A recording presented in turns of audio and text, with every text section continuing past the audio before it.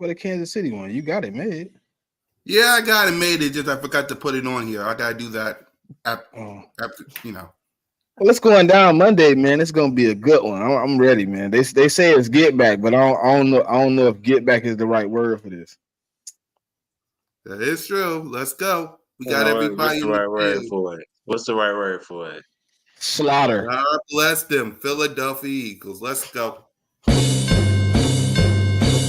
Fly, Eagles, fly, on the road to victory. Fly, Eagles, fly, score a touchdown, 1, 2, 3. Hit 'em low, hit 'em high.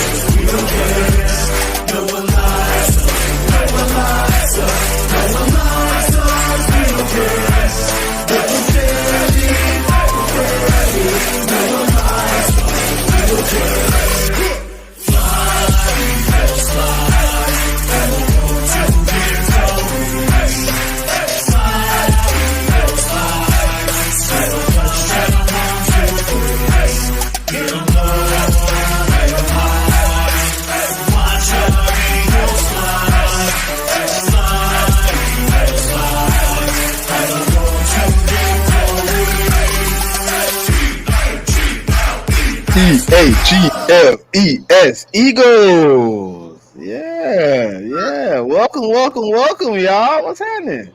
What's happening? What's up, everybody? Welcome good, to Broad family? Street. Welcome to episode 1.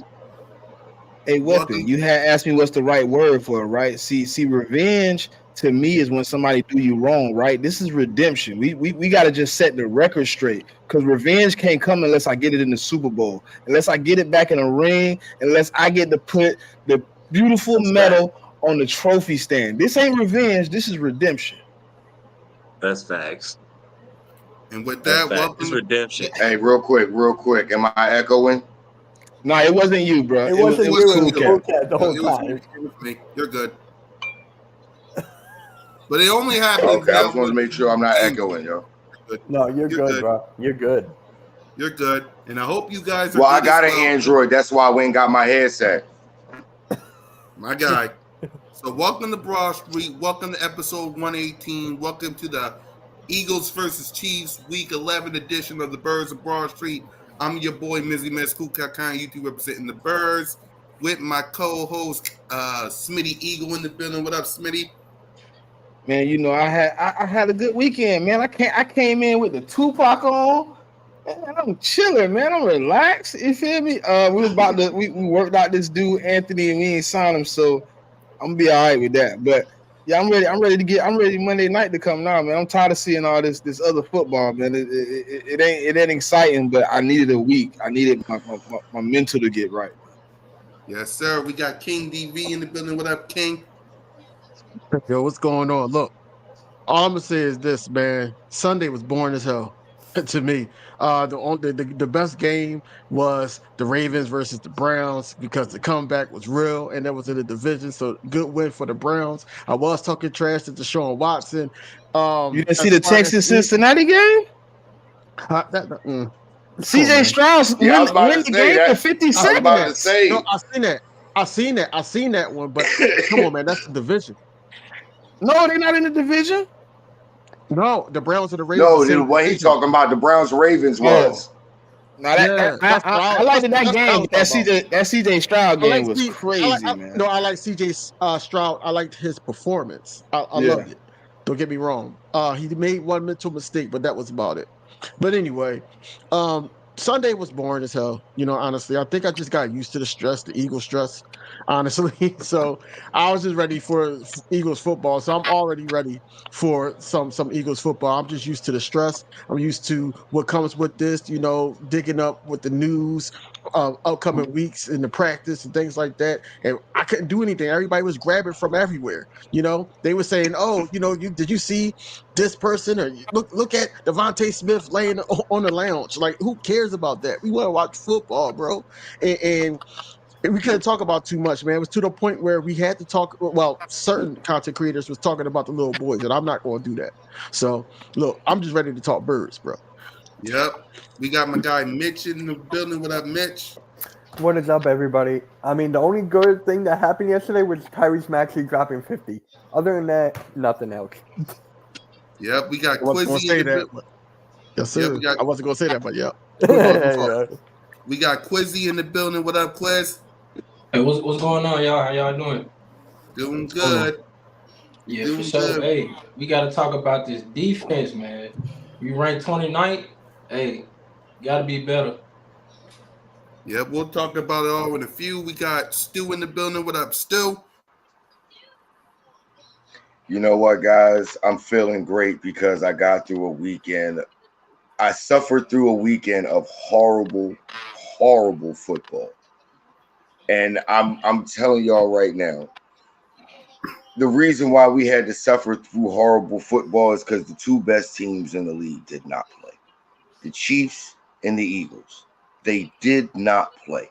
And we suffered from horrible football. Now, DV, I agree.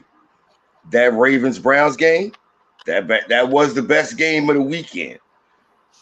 But hey, we can't sneeze at what CJ that battle with CJ Stroud and Joe Burrow going into Cincinnati and getting that win.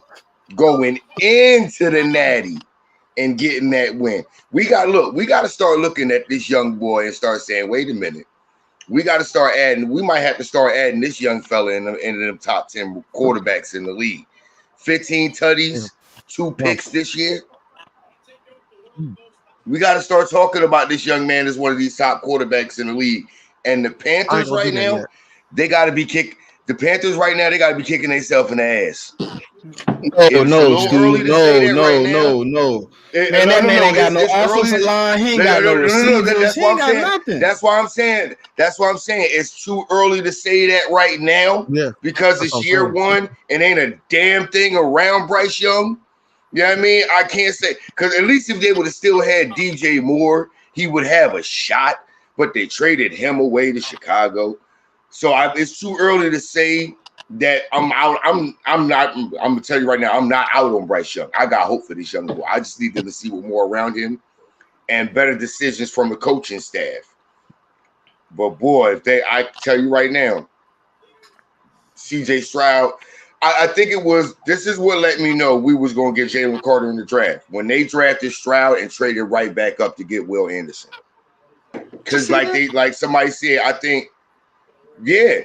Micah Parsons said this on the draft. He said, you know what? Okay. They got their leader on offense for at least the next 10, 15 years, and they got their leader on defense for at least the next 5 to 7.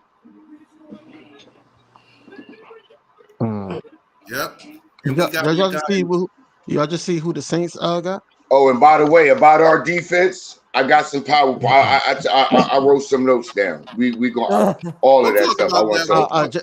I got it. The Saints just signed Jason Pierre-Paul, so that's all out of them. Come on, really? Yeah. I knew he wasn't going to come here. Come on. And now he hate us. The fuck? Why would but certainly not. That nigga don't fuck. Man, that man a giant for life. Man, that man ain't gonna never sign with the Eagles, Cowboys, or Commanders. Yep. He's not Carson Wentz. He's not getting the ring. Carson Wentz will probably be on the. He's not about that, bro. That man a loyal man, bro. Even when he had the opportunity to take the bigger deal in Washington, he went to Tampa for half the money. For real. He ain't gonna play in the division, bro. For real. They're not loyal to him, so he's not doing it. They let him. He don't care. It's about some people are built like I'm the same. I'm built the same way. You ain't got to be 100% loyal to me, who I am, and the way I'm built. I'm a loyal man to my core. So I'm not turning on nobody. That's just me. I don't give a fuck if you do me dirty. You still ain't gonna hear me talking bad about you because I'm loyal to the soil. That's just how I'm built. Some people are built like that. And now And we got then my guy. JPP old too. Wait. He trying to introduce. Oh, go ahead. Weapon X, how you doing, my guy? Man, I'm just the bye week over, right? I could have used for another week or something, man, because the team is really banged up, and I know that really helped them. But man, the bye week it just hit different when you got a whole week to just chill and relax. But yeah, man, I'm happy to be on, man. I'm liking the vibes, bro. It is what it is when you're on Birds of Broad Street. Go ahead, continue to And talk. I like the list. I like the whole setup too. I feel right at home, you know. I feel right at home. We talking about just Oh, you mean the background? Yeah. Well, the slogan says it all. Welcome to Broad Street. For sure. Welcome to Broad Street. We in the hood. Yeah. No street I'm good. president. I'm really. Hey, look, hey, Quizzy though. I'm good on both of them. I'm good on both of them. Anthony Barr and JPP, man. I'm straight, man. yeah. I don't care about the linebacker. Bro. I ain't gonna lie. I don't even bro. want the edge rusher. Can we, bro? I ain't gonna lie. We need some. Can we go back and get Sue, bro? Please. That's what I'll take. I'll take an extra deep we ain't tackle. getting to the quarterback. I mean, we get to the quarterback, but not like how we was last year, bro. I need somebody in that middle, man, to do a little bit of take a little load off because they got rid of Kentavious Street and I don't know why. Yeah. Millen Williams ain't getting no pressure at the middle, bro. It's just Jordan Davis when he on for his 2 or 3 snaps. Huh? Anthony Barr washed. He washed up, man. He ain't doing that right now. Damn. He washed up. Nah, the spotlight on him, bro. It's a little bit more pressure on him. You got a little bit bigger of a role. You ain't have a role last year when Javon Hargrave was eating. Did he got a sack this year? I don't think so. Who was Anthony Barr anyway? He's a linebacker from what, the Vikings or something? I don't even know who that is, bro. What is some scrub? Some scrub. Anthony Barr, man. Anthony Barr is he like 32 31. He used to play for the Cowboys too. Oh, come on, man. They just attaching this our more name about to anything, N'Kobe bro. Dean's injury, honestly. We need linebacker help. We need some safeties that can cover. So who is our practice squad linebacker? See some practice squad. Hell if I know. We got the Vincent. Yeah, him. Vincent. I'm all right with Ben. He all right. Bro, I ain't gonna lie, bro. We gotta stop acting cheap with the we gotta prioritize linebacker, bro. Like for real. Change it, man. That's damn it's showing. It's showing. Like this year in the draft, he need to be aggressive on. Like, if it's not broke, how is like if it's not broke? Why try to fix it now? Why try to sit up here and invest in that? Williams got half a sack. My fault. He got half a sack. But he had a whole sack. No, he did. It was split. Hey, I got a question for y'all though. Did y'all expect our defense to be this bad? Yeah, I don't think they're bad. They're making I don't plays either. in football games. Bad. It's just honestly, you can have a bend but don't break defense. You know, and it's not even that. It's not even that. What did you get? We 29th from? It's not. Quizzy. It's not. I got a question for Quizzy though. What did you get? We 29th at 29th in what? I saw it on ESPN. They said we ranked as a defense. Man, stop listening to ESPN, bro. Total defense, bro. We 13th, bro. We 13th. We not 29th, bro. We 29th against the. We 29th in the secondary against the pass. But there's a reason for that. Look, everybody's not paying attention to why the reason everybody thinks our defense is so bad and we're not playing well. Listen, man, when you played 9 different defensive secondary combinations due to injury, when you had guys in and out, there is zero continuity. There's no chemistry built on the back end. You need guys to get healthy and actually be there and play together for a while to build the chemistry with each other. And the communication is key. With Roby, with Roby coming back to be in that slot, now you got at each position at corner, whether it be both sides and the slot, you got 3 veteran guys that are big on communication. You got a veteran guy in Bayer back there that's big on and keeps preaching about communication. and somebody else that went to the same college as him that keeps talking about we need to communicate more, but it takes continuity and guys playing together more than just one game. Defense isn't even That's that why bad. our back We're end is number one bad. in run defense, right? You got, like you said, bro, we got injuries. So that, of course, that's going to complicate things with a new defensive coordinator with all of the moving parts in the secondary. So 7 that it's different going to be slots. growing Exactly. pains. It's going to be growing pains. Every week there's a new injury in the secondary. Right, and when you add in the fact that we don't have competent players who can cover the safety, our safeties and our Kevin Byard, he can't cover anybody. I'm sorry, the linebackers can't cover. So when you take all of that into account, the fact that there still is the number one run defense in the NFL, we held the Cowboys to 6 points in the second half. They couldn't even score to win the game. So and when it's crunch time. The defense, the fact that they've actually shown up, the second half against the Rams, you looking at Hassan Reddick, he just completely kills all of everything they had going on. He hit him with the 2 straight sacks. Just in crunch time, what is the defense doing? Right. And I see the defense making plays. And I also understand that they have so many injuries in the secondary. You have to take that into account. So overall, bro, I'm fine. I feel like at the halfway point, we get healthy and figure some things out. I think we'll be fine. But I'm cool with Weapon the X. That defense. thumb I down like wasn't the for you either. defense as a whole. We're 8-1. Weapon. That thumbs down wasn't for My you thing- either. It's for Buddy came my in thing here about talking this, about RD. Hey, I already know, of course. It's already. Go ahead, Yeah, Smitty. I said the thumb downs one for y'all. It was for dude that came here to my welcome to Arrowhead, the loudest stadium in the world. Have you met Hassan Reddick? Here's my thing where when people keep talking about our defense and our secondary being so bad. We got one loss, and that's to the Jets. Can y'all say we lost that game because of our defense? Not necessarily, but shit, y'all became close. There's not a single game. You can't say that. We didn't lose any game, especially that Jets game. We lost that Jets game because our offense just couldn't do nothing once Lane Johnson went out of the game in the second half. We couldn't get nothing. Let's just put it where it's supposed to go, man. Jalen Hurts played like shit, man. Let's be real. How many points did the Jets score? How many points did the Jets score? Jalen had the worst game of his career. What up, sis? What's good with you? Whatever you are, be safe out there, girl. Be safe wherever you are. We got you. Please be safe and take care of yourself. So look. Hold on, wait. So basically, what changed from last year to this year, it's the obvious, right? You know, we're not getting to the quarterback. We're not sacking the quarterback. I'm preaching last year that pass rush, getting to the quarterback helped these slow cornerbacks on the outside. It really did. To the point where if you look at the numbers, we got better numbers now than last year in sacks. The numbers are basically either similar or better. At this point in 9 weeks, compared to last year in 9 weeks, me and you did it now. We got more sacks now than last year. Mitch, that's what I said. We at this point we're either similar or better. No, it was on DB. It's not even about sacks. It's about pressures. It's about pressures. Not even about sacks. It's about pressures.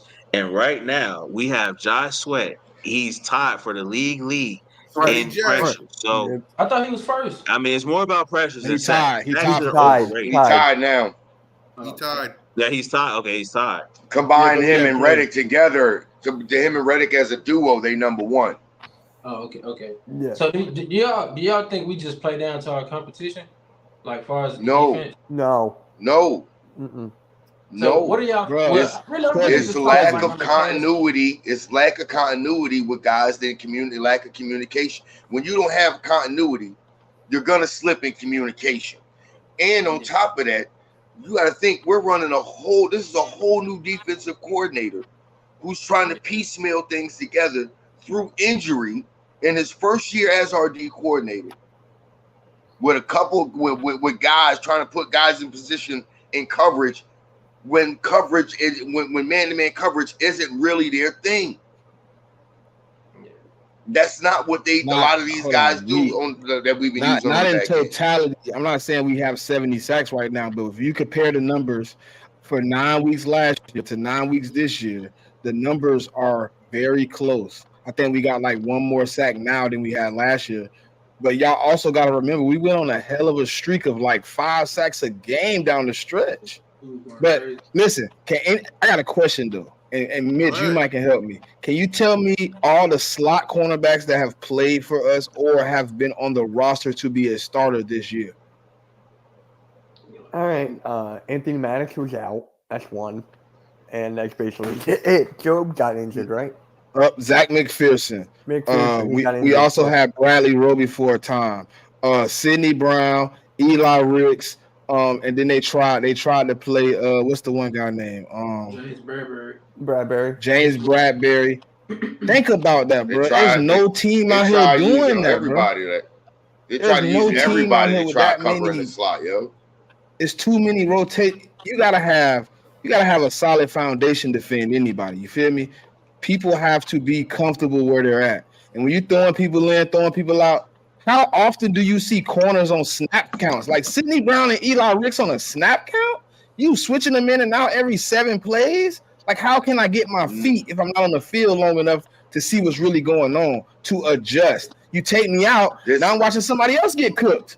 So it ain't helping me. We getting cooked too. That's why I say deciding these. They need to, the coaching staff need to stop doing that. When you got guys that play in the secondary, they can't be on no damn snap count. Or if they tap out, say, hey, look, I'm tired. I need a breather real quick. Okay, cool. They're rookies. But a snap count. But you gotta let them get scratched up, weapon. Rookies, you gotta leave. Bro. You gotta pick one and leave them there. You can't sit there and keep. Look, this is what you gotta understand about the psyche of these young rookies. The moment you pull them out, they instantly think, well, what mistake did I make? No, let them learn. You get what is the best? Life's best teacher. Who's the best teacher in life? Hold on. People's mistakes. Stu, you can learn from other people's mistakes. Is wrong though. It wasn't that they pulling them out like come out. They calling a play a package that he's not included in. So now he has to get subbed out. Because we're running big really good. The rookies, let's be honest, Eli Ricks and Sidney Brown, they make some flash plays, or I've seen some things from these guys, but they're not really that good. They're not that impressive to where I'm going to be going. They still got time. I'm not going to be going for. You talking about a third round? You talking about a third round, then a fourth? You talking about almost a fourth round pick and an undrafted free agent? At the end of the day, they're rookies. Bro, you can't say that, bro. We have to be objective and honest, and you can't expect these guys to come in and dominate. They're rookies. We're not. Nobody saying nothing about dominate. It's about nobody saying nothing about dominate. Eli Ricks in the slot looks I'm not even talking about he doesn't look good. Listen. Okay, Sidney Brown has made mistakes. But you got to give it. Who would you rather have in the slot, Eli Ricks or Bradbury? Wait. If you got a job, bro, and they put you at that job, then they keep switching you in and out every other day, you're not gonna be able to get comfortable at the job. I don't care what you doing, bro. You don't have to be put in the fire all the time. Bro, you can sit back and see where the guy ahead of you is making mistakes, and you can learn from it. If I'm out here, you gotta let me learn. If I'm out here, I'm the only line of defense, and you're gonna throw me back in a bad point, you might as well leave me on the field and let me learn. Don't bring Sidney Brown in here to get the same business I'm getting. You didn't go get nobody better. You need reps. You didn't go get nobody better. In the NFL. Sidney Brown got the same amount of work as Eli Ricks. They got the same amount of work. They went 8 for 120 and a touchdown on them. Nobody did better than nobody. They both got work. They both got put in the frying pan and cooked. If we both go get cooked, you might as well leave me here. You might as well leave me exactly. Nah, I'm not just. At least if you leave one, one of them in there, at least one of them can try to make a play. At least one of them be in there long enough to make a play. You can be on the sideline, right? They pull out the tablet and show you where you made mistakes. That's part of being a rookie. You can do that when the offense on the field. I'm not putting too much. I'm not investing too much in these guys. I've seen enough of them. Okay, they're rookies. That same thing you said that they're going to do with pulling out the tablet. They can do that when the offense is on the damn field, bro. Come on. I don't need to be pulled out the game for you to show me what I'm doing wrong. So where else I'm gonna show you on the field? DV, am I No. tripping? DV, am I tripping, Where bro? else you gonna show him? Where else you gonna DV, am show I him? tripping? You gonna show him water on the field? No. You pull him to the If side. you getting killed like me, family. But okay, but you put another dude in that got the same amount of work. He didn't do no better than me. Was Eli Ricks But then even you drafted? put another dude in who's actually slower and did worse He than was me. drafted like the 7th round. Where was he? Matter of fact, come on, man. Matter of fact, Sidney Brown going over the touchdown. Like, come on, bro. What are we It was no talking about? Like difference. for real. You might as well leave Eli Ricks on the field. Okay. Because I'm pretty sure when Eli Ricks was locking up, when he was locking up Tyreek Hill, you wasn't saying that. Eli Ricks will be better at leaving in the slot because he's a natural corner instead of Sidney Brown, who's a safety. You make no sense, Weapon X. Come on, bro. Fair. They're both rookies. That's fair. I agree with you, bro. But they're both rookies. They're both rookies. And you said we expecting them to dominate. No, we're not expecting them to dominate. What we're saying is, if you're gonna put one of them there, why take him out and put somebody else to get it? If that's what he's built to do, if he's already built his career on being a corner, why put a safety? No, Weapon X. Stop, bro. Stop. Stop, bro. If Eli Ricks is already a natural, stop. Listen to me. Hear me out first, bro. If Eli Ricks already started out as a corner, that is his thing, whether it be inside or outside. Why take me out as a corner and put a damn safety in my spot? It makes zero sense. Well, I don't know about that. It's all interchangeable. Nobody has the slot position locked up. Mitch, what you think, Mitch? What you think, Mitch? I'm actually enjoying this. I'm enjoying this. I think I'm tripping. They're going to stay. Bro, I finally understand why. I finally understand why other fans say the Eagle fans are stupid. Let's hear from King D. They say we crazy and we delusional. I get it because I'm not saying I'm not saying Weapon X is stupid. I'm not saying. I'm saying what I'm saying is, I see why they say it because they only talk to a certain part of the fan base, and they only hear one perspective. But then when they talk to somebody else, they just like. Let me ask DV a question. Hold on, Stu. DV. What's up, bro? Real question, bro. You the only person that seems logical right now. You and Mitch. So I'm gonna ask you Quezzy too, but Quezzy just chilling right now. So if you got me in the game, right, and I'm getting worked, I'm getting the business put on me, right? You take me out, you put another dude in, he getting just as much work as me. He gave up a touchdown. Wouldn't you just rather leave me there and let me learn? Like taking me out and letting another dude do just as bad or worse than me, does that make sense? I think it depends on the situation. I think it depends on like what down we are, how much time is left on the clock. If he feels like that player at that time is going to do better, then he will put him in. It just depends on the situation. And for me, honestly, I'm with Weapon X here. Like they're both rookies. Like for me, it's supposed to. That's just Hold on. You gotta let him cook, Stu. No, keep going, Mitch. Keep going, Mitch. I just wanted to apologize to Weapon X. I wasn't trying to be disrespectful, bro. My bad. But no, Mitch, keep going, because he's right. I was just going to say, they're just both rookies, and it depends on the situation. It depends on what down, what quarter. If one guy's doing great in crunch time, keep him in there. If he's doing terrible, take his ass out. It's common sense. It's like basketball. They're not that good. That's my whole thing. They're not that good, so I'm not going to keep them in the game. There's a steady rotation to where the secondary is in shambles. You got Bradbury in a slot. Like you got all kind of you have so many pieces that is constantly moving around due to injuries and poor performance or whatever the case may be. The bottom line is this: Sidney Brown and Eli Ricks, they should not have a slot on this defense. They haven't performed. They haven't earned it. So I'm all fine with taking them out of the game. Sometimes you can sit back and look at your mistakes and learn. You don't have to be in the midst of a war to figure that out. Okay, but look, They're in a look, line of this is fire what here, and they're rookies. we have all our leaders saying one thing on the defense: communication is an issue. If communication is an issue, keep putting people in and out that I have to communicate to, that I'm trying to show what to do, is not helping me.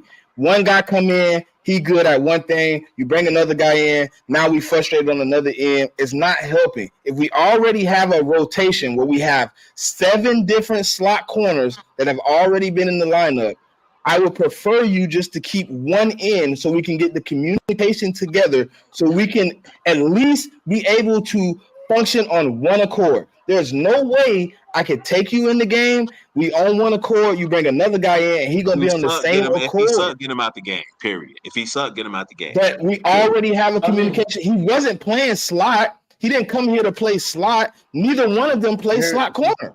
Neither one of them play slot. One is a safety and one is an outside corner. Hold on. I'm gonna say this. I'm gonna say this, and here's my position on this. Here's my position. Here's my position on this. Weapon X, I agree. They should not be playing right now. But with all the injuries we've had in the secondary, we don't have a choice but to put them on the field. We don't have a choice but to put them on the field. So my thing is this: when it comes to the slot, like you said, we got Bradbury playing in the slot. I never agreed with that idea. He's too big, too long, too lanky, and too stiff to play in the slot. I've never thought that was a good idea for him. Right. I felt as though either put one of the younger guys, maybe Job, Ricks, even Gardner, somebody who's quicker and shiftier, who can actually fill that role better. But I'm saying this: if that's the case, yes, Ricks is a rookie, undrafted rookie free agent. I'm not saying I watched him play in Alabama. I understand where he's at and how he needs to develop. But damn it, if he's a natural corner and I can work him there, why am I going to bring a safety in to take reps from him where he can learn in that position and become better with each rep? He must not be that Why good. am I going? He must be making mistakes. He must be making mistakes. So if you're gonna give other the whole secondary making mistakes. Exactly. The entire everybody. That's why we are exactly. That's why we're ranked 29th against the pass. That's what I'm saying. The whole secondary's making mistakes. It does not matter who's making the mistakes. It's happening. Might as well give him the slot corner and just let him rock out. Right? Not if Roby's let him learn. Let him learn. Baptism by fire. That is what it has to be. Next man up. That is what it is at this moment. You've got to get that work. You can learn. You can learn in other ways than just being out there on the field. You can go to the sideline and actually look at your reps and critique yourself from there. You don't necessarily have to be on the field getting burned, making plays. You know that there's more than one way to go about progressing as a prospect in the NFL. And a lot of times, for most young guys, they're better off on the sideline learning. Agree. No argument. No argument there. You're right. But here's my thing. I think here's the best way for our DBs to learn. We got a future. Well, I think, me personally, 3 future Hall of Fame wide receivers on our roster. You think they can't help them boys get better and give them tips on how to cover better? Or how about this, dude? I got an even better idea how they can learn. They got the best quarterback in the league. They got Josh Allen. And they got Brock Purdy with Debo, Ayuk, and the crew. They got Dak and CeeDee Lamb, who beat the Giants. Hold on. Be on the field, though. Little bro. Hold on. Back. It ain't gonna matter then. Little bro, you taking us way too far ahead. The only thing we need to worry about is the one that's in front of us. Right. One game at a time. Let's worry about the opponents we got. I get it. But damn, all them, we worried about this one in front of us. Yeah, basically, that's it. It's exactly, Stu. So that's what I'm trying to say. They won't even be there for that, cool cat. Right. Bradley Roby will be back. So I'm just saying for like the past Because if Even they're like going that. to You talking learn, about Bradley Roby's not even Weapon like X, that. I get what you're saying, Weapon, but if they're going to learn, they better learn fast. Patrick Mahomes with no For sure. wide For sure. receivers. Patrick Mahomes. They better learn.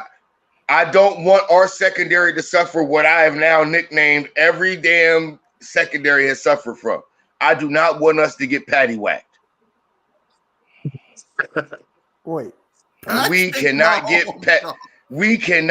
patty whacked.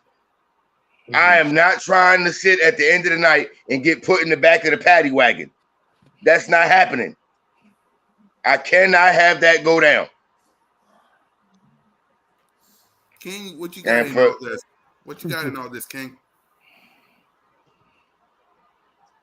He was listening, bro. That's all I'm doing, man. At the end of the day, think that that's what I like about King. He listens. I'm listening to what everybody's saying, and it's all about perspective, right? You know, I agree with Weapon X that it's multiple ways that you can learn. You know, you can learn off the field as well as, you know, making mistakes. I get it. But I also believe that, you know, with them going through that, i.e., for example, the Cowboys game, that's the last game that we played. And, you know, both of them were getting cooked. You know, I feel like that them young boys could show improve and be like, hey, even watching tape, you know, hey, I could do this better. I could do that better. So it's multiple ways to learn. So it's all about perspective on, and then also you got to take it to the equation that we don't even know how these guys learn.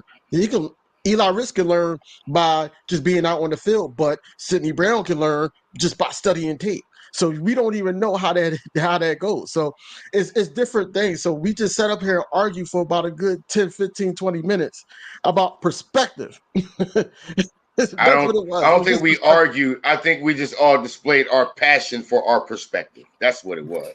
I'm cool with being wrong if I'm wrong. Shit, I take that. I'm wrong every week. I am too. I'm cool with that too. Cool with that too. We just I got a question for everybody though. It's all. I got a question for everybody. I got one question for everybody. What do y'all think is the most important thing between these three things that we need to fix defensively? The amount of 4-man front compared to 5-man front that we use, late game play calling and strategy, or secondary continuity. Which one of the three is more important? What kind of trick question is that, man? Say that again, man. What the hell? Say that one more time, bro. Defensively, which one? How would you rank these? This is how I'll do it. How would you rank which one is more important? Late game defensive play calling, secondary continuity, or the usage of 4-man defensive front and 5-man defensive front? How do you rank them? Secondary continuity is first, bro. I don't think we need to change the 4-man to 5-man fronts because we're running how many we running already. We don't need 5-man front is more for the run stop. We already stopping the run. If we were struggling with the run, I would agree with that one. So I'm gonna put that one last. And then what was the second one?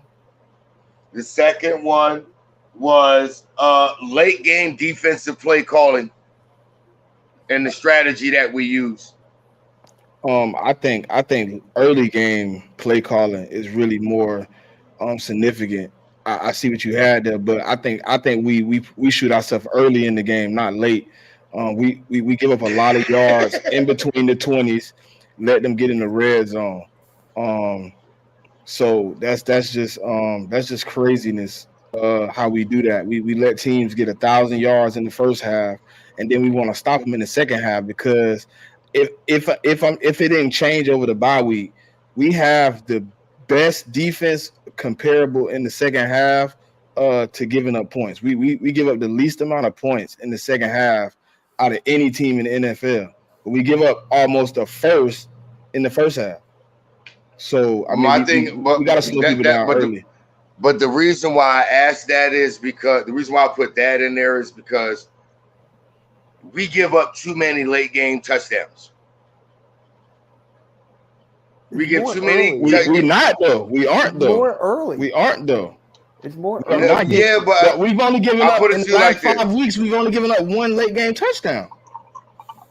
And we held Cowboys. Okay, so yeah, you the know, last team that scored late in the game was Washington. Cowboys didn't score but 6 points in the second half, and they scored right in the third quarter. Yeah, but here's the thing about that. Why the Dolphins scored 3? Let's not.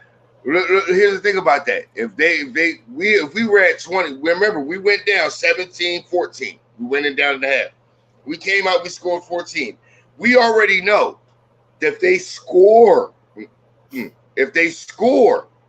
more than a field goal, they're within striking distance. But we always, it seems like either in the second, early in the third, or in the third quarter, late in the third, or early in the fourth, we give up a touchdown. Then we don't get any points on the board. We don't get to sustain a drive. And then they got a chance to try to come down and take the lead at the end to win the game. Y'all don't think that's a problem? Dude, it's only in the last 4 weeks. There's only been one team to score a touchdown in the second half. I get that. Washington. But y'all don't think. Yeah, but y'all. And look what happened. Our problem is we get out of red zone. But here's the thing about it. We average like 3 red zones attempts. But hold on. But here's the thing about it. You're dismissing the fact that if it wasn't for Dak having his shoe be probably an inch and a half bigger than it should have been, we probably losing this damn. We in overtime are probably losing that damn game on last Sunday. I don't want to talk about what ifs though. I don't want to talk about what ifs though. I don't want to talk about. No, I'm not. No. Because you're also dismissing the fact that like you said, that Washington game, that should have never been given up though. But look at the defensive play calling. 5 weeks though. But look at the play calling.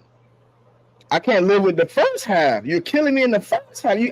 But here's the thing. That's what I'm saying. Going into this stretch of the schedule, I need to stop you early and late. I need to stop you early so when my defense click in late, I'm not down 17-20 or something. I'm not fighting back.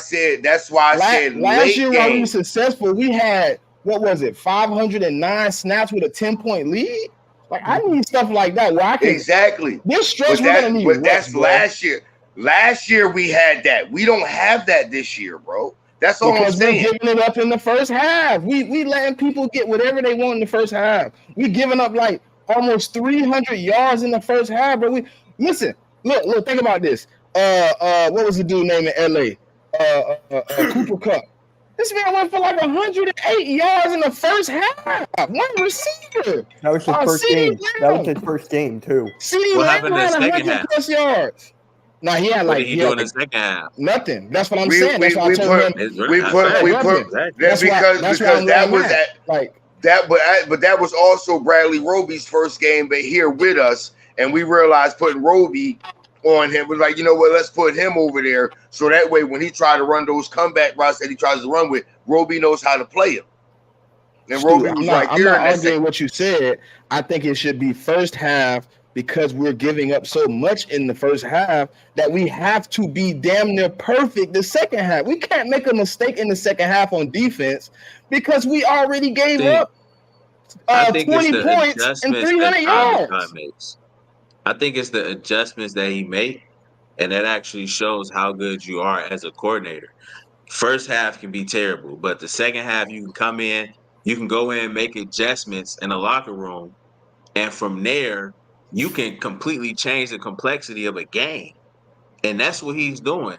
With some of with some of the secondary, the fact that he can actually stop teams or hold the Dallas Cowboys to 6 points, that's extremely impressive. Even with the Rams, those things stuck out to me, and I feel good about our defense just off of that alone because of the adjustments that he's making. Now, here's the thing about it. Smitty, Weapon X, I don't disagree with either one of y'all. But there's a very key reason why I keep posing that part of this question. I keep hearing this narrative. They keep blasting all over the airwaves. You hear Cowboys fans say it. You hear Washington fans, Giants fans. They say it in the media, national media, or local Don't media. listen to them that people. No. Listen to me. Because I firmly disagree with every single one of them. But they all say that the fumble that Jalen had was the reason we lost the Super Bowl. I completely 1,050 million% disagree. Our problem, the reason why we lost it, is failure to adjust late game defensively. That is why we lost the Super Bowl. Because when Jalen fumbled that ball and they took it back, Sean decides they doing that now. they scored. So. Hold on, but here's the thing: score was tied 14-14 at that moment. We went into the half up 24-14. We got beat in the second half twice by the same goddamn play because our defensive quarter failed to make late game adjustments in the second half. But Stu, we have the opposite problem. We have the opposite problem now. He's adjusting in the second half and he's letting whatever play out in the first half. Yeah. We don't have the same problem we had with Gannon. Gannon was coming in game plan, and if it didn't work, we ride in the game plan. No, Sean Desai is adjusting at second half. He going into halftime like, look, we finna come out and play a whole another game. We not getting okay. You remember? Hold on. You remember the Titans when the dude walked over and said, I don't want to see them gain another yard. Oh yes, sir. That was my favorite damn scene. That's what Sean Desai going halftime. He said, "Defense on me. We blitz all night. They gain not another yard." He said, "But coach, they call us that. I don't want to hear your excuses, Petey." He looked at Petey. Petey walked up. Forget him. This is what we doing. I get that. But here's the problem, though. My thing is this. If you're going to play that soft coverage in the second half like that, that's why I brought up the 4-man front versus the 5-man front. You got to go 5-man front in the second half if you're going to play that soft coverage on the back end. Because you got to, especially if you can get them in, at least if you got them in 3rd and 7 or longer, you have to go 5-man front. Because now you got somebody lined up over the center, namely Jordan Davis, that's going to put that center in the quarterback's lap. Who you going to double team? Jordan Davis, Jalen Carter, or Fletcher Cox up the middle. No matter which one of them you double or triple, you still got Reddick or Sweat on the outside, or you got Reddick and Smith on the outside, or you got Graham and Sweat, or you got Sweat and Smith, or you got Smith and Graham. You could go any way you want to with that. You can mix that 5 up any way you want to. That quarterback has to throw that ball immediately. Yeah, that 5-man front deadly though, because somebody's gonna be. You getting one-on-one matchups, right? You're gonna get some one-on-one matchups, and I'm betting on our guys. Facts. I'll put my life savings in a 5-man front on our D line. I'll put everything I own on it. In the last 4 games, in the second half, we've given up 9 points.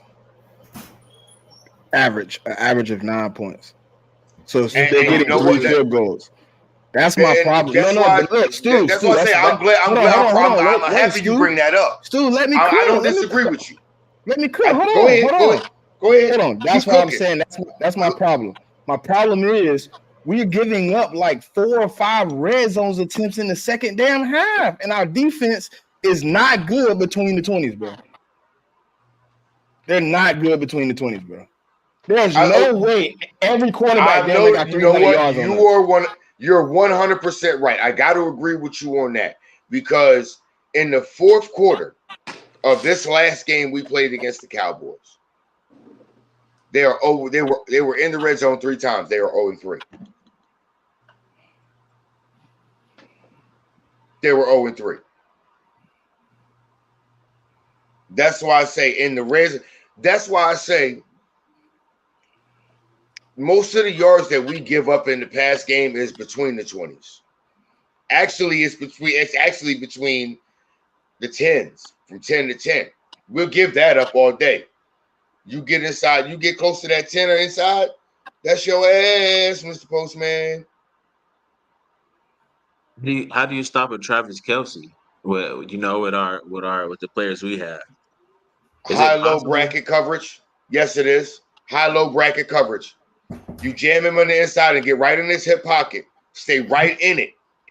But you have to do it with either a safety over the top that actually can read his body movements and react to know which way he's going, or you have to have a linebacker that can force him, that can play inside, that can jam him and play inside leverage and force him to try to play across their body where they'll be unsuccessful. You have to force him to cross your body. If you force him to go to the outside and around and you can get in his hip pocket and give that safety time to get over the top, you got it. So what would you play, a cover one, or you play a cover one? No, I would play an inverse cover 3. Cover 3. Yep. Yeah, that way you bringing the safety, you having the linebacker push him out, you bringing the safety down. So Kevin Byard would kind of meet him in the mesh point, and then they kind of follow him together. So they box him in like this. So he the Mike, you feel me? And they just follow him wherever he go. So there's never an open lane for him to like zip it in. You would have to drop it over the top of a probably Cunningham. See, this is why I love being on a panel with people that either played football or studied it long enough. Because all of y'all, when I said the inverse cover 3, every single one of y'all automatically knew what the hell I was saying. I just got back. I just heard that, so I'm like, oh, okay. Hey, I don't mean to cut y'all out. I gotta get up out of here though. I appreciate y'all for letting me come on though. Hey, Quezzy, you always welcome, nephew. We always love you, fam. No problem. You Go ahead, Quizzy. All right, for sure. All right, y'all. Shoot it. Love, bro. Yep. And yes, Simone. Yep. It started to work. I'm chilling now. So I seen the comment earlier where she said, I thought the weed was supposed to chill Stu out there. Yeah, I saw Yeah, that. so he's chilling now. Go ahead. Yeah, I seen that. I'm good, sis. I'm sorry, but I'm sorry, sis. I was a little, but I'm here. I'm good. Apologies. I apologize. Yeah. No, you're good, Stu. He apologized. You're good, Stu. You're good. So let's go on and let's give our mid-season grades for our Philadelphia Eagles. So we talked about this on Cool Cat Mitch, so we're going to talk about it here now. Offensively, what grade would you give the offense, Smitty? In totality, you talking about in totality, right? The whole 9 weeks. Yeah, through 9 weeks. Yep. I'm somewhere like B+ish. We done had some bad games. We done had some good games. I'm still like the B+ area. We got some things to clean up. I think our running game need to get better, but I think it will. Cam Jurgens coming back. Other than that, I mean, Jalen Hurts has been fantastic. I also got to see what we're going to do at the tight end with Dallas Goedert out. I want to see if they're going to implement Albert O, or is it going to be more of Stahl and Calcaterra type thing? I think I just want to see that. I think it's Julio. I don't know if Julio hamstrings can hang up, Mitch. Them things like putty, man. You No, go I to play a mean little in too like the much. red zone. I mean in the red zone, just give him that spot. Not like the whole. I mean, drive. I can see him being in tight. He did that a couple times already, where he got in tight and he was kind of down. But also those reps. But also those reps that we give. No. I said B+. I'm at like a B+. B+. B+. I'm somewhere in there. But also those reps that they give Goddard in the slot or Goddard in the X position out by itself, you can give some of those reps to Julio. They're gonna get him to Quez, man. You know Quez back. No, man, please don't talk to me about that, dude. I'm telling you the truth. I'm just telling you what I know. Should have traded his ass to. Should have traded him to Colts when we had a shot. So I'm going to get an G? offense a B. I'm gonna give them a B. The reason why is because it's nothing wrong. It's nothing wrong. It could be better, of course, but with Cam Jurgens coming back, we trying to still figure out what's going to go on with the tight end. But as far as the first 9 weeks go, I'm giving them a B. Jalen Hurts been crazy good, especially on up Bruce's knee. But that's the whole thing. Cam Jurgens does help with the run defense, but so does Jalen Hurts. And Jalen Hurts can't move the way he normally moves. They can't call the certain plays that they want to call. Those lanes don't open up, like Miles Sanders last season. I think that the run game is going to get going because Jalen Hurts is going to get healthier as the season go on.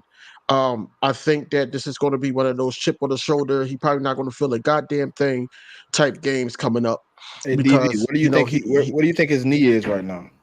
Quick I think question. because remember we was talking about it. It's like 4 to 6 weeks for it to be healed. I think we're in probably the third week. I think we're in the third week of it being healed. I think he's about 75, between 75 to 80, almost. Depending on how he heals.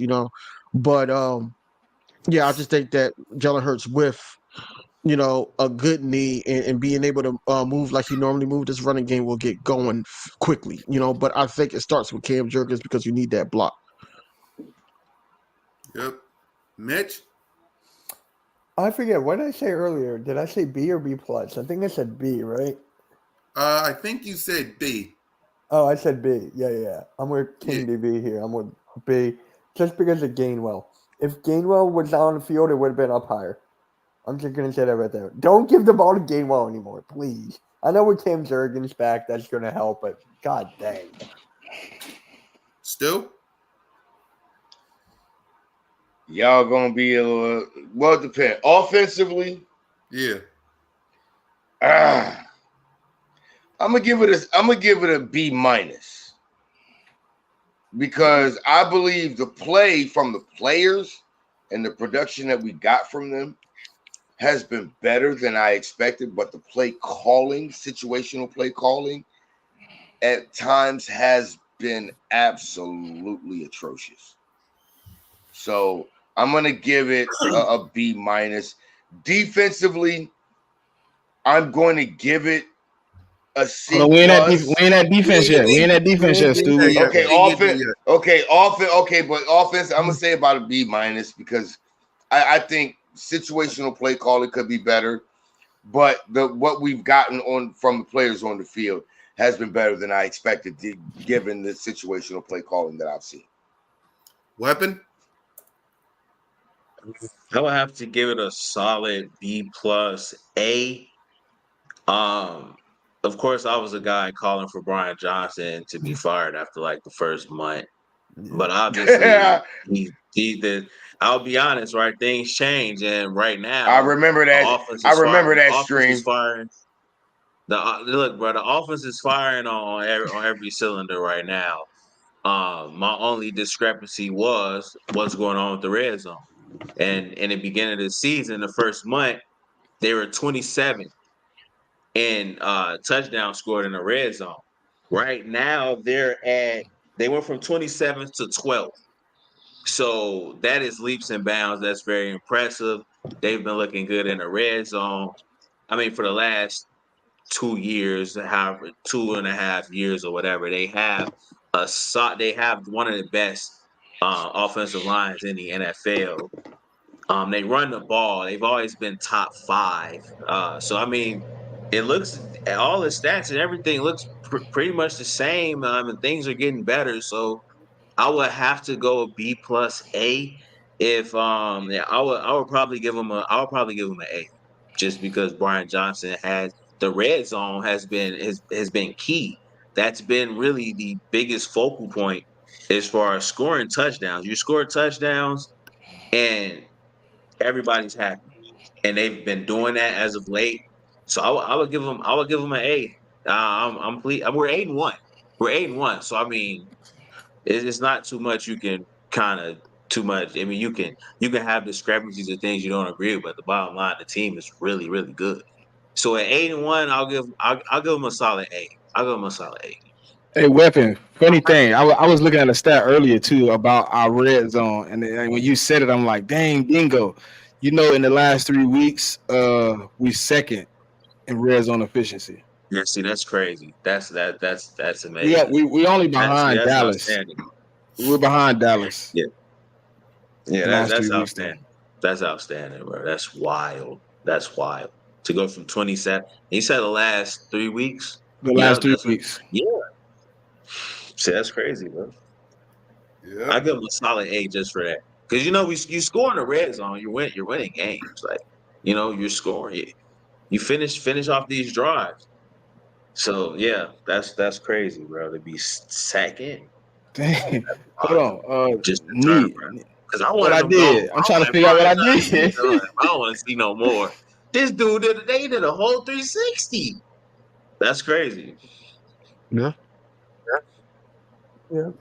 So still start us off with the defense. Go ahead. Defense, I gotta give the defense a B+ because to be able to actually not be the reason you've lost the game, the only game you've lost, being as though you've been so injured in the back end and in the middle of your defense throughout the first 9 games, to be able to maintain the fact that you're still the #1 run defense, even though in the secondary you ain't been not worth a wet noodle. We understand why, but you still held it together, and it's only 1 game. You still been able to defend and be the best defense literally in the league because you've only lost 1 game and it wasn't your fault. I think there's another level we can reach defensively. I think once we start to get that continuity and chemistry on the back end, I think it's gonna be trouble. Hey, who is Knee Trap? Who is Knee Trap? He trying to find out who I am. I see him asking what's my screen name. Yeah, I'm Smitty Eagle, 4133 the podcast. I guess he had a question. Did we miss his question? He's acting for the administrator. He not on mine though. He's not on mine. I can't give him administration. He ain't on mine. Yeah, he said, "Who's the administrator?" That's facts. I'm guessing he don't want somebody else here, but go ahead. I guess he don't get it. He must have asked a question. He asked a question somewhere. I told you what he said. He said, "Who's the administrator?" But before that, he was asking who I am. He said, Bradbury. Hold on. I'm trying to go up through the comments. The administrator here. Oh, triple. Hello, admin. SBG. If they are losing head and third quarter, focus on him because they will. He been coming for a minute, but I don't know what question he wanted to ask. I guess. Let us know what your question is. Go ahead, Smitty. Defense. That's a check. C-. C+. I give him C+. The first half really killing me, bro. I can't take any more heart attacks of people just going down and doing what they want to me in the first half. I mean, Jesus Christ. I mean, if I wanted to leave my door open and let you into my fridge for free, I mean, I would just invite people off the street in. I don't have to sit down and watch my TV screen for them to just keep running it, just whatever they want. They running it, they passing it, they do a triple option plays. They just all over the place. Second half, I mean, is obviously better. So, I mean, I'm probably giving them like a D in the first half, A- in the second half, like totally different. But at the end of the day, they got to combine. So I'm gonna give them like a C+.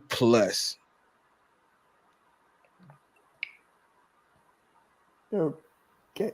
King? Oh, Knee Trap, 4133 the podcast, brother.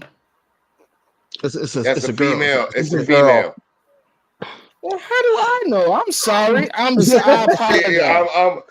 She's in well, this is the first time I ever run into the young lady, bro. She in Weapon X's chat. Been in my chat, honestly. Welcome to Broad Street. In my chat. I'm gonna give it a B. Appreciate you. I'm gonna give it a B, only because look, Justin Evans, Avonte Maddox goes down, Sidney Brown goes down. You know, we didn't even know if we was going to have Jordan Davis for a game or so. You know, he was injured, he was banged up. Milton Williams was banged up, even though a lot of people on the panel think that he doesn't do anything anyway. But you know, he's dealing with some type of injury. It's a lot of guys that went down. You know, Slate went down.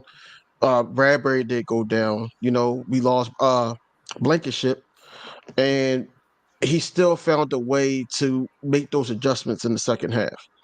He still found a way to, you know, utilize certain guys. You know, we was just talking about Eli Ricks, man. One thing that sticks out to me in these 9 games with Eli Ricks, that big play that he had on Tyreek Hill, that sticks out to me. You know, it's one of those things where as though the urgency with the guys, I guess he could get it out of them, or you know, is Nick Sirianni just screaming at everybody? But the urgency picks up in the second half, man.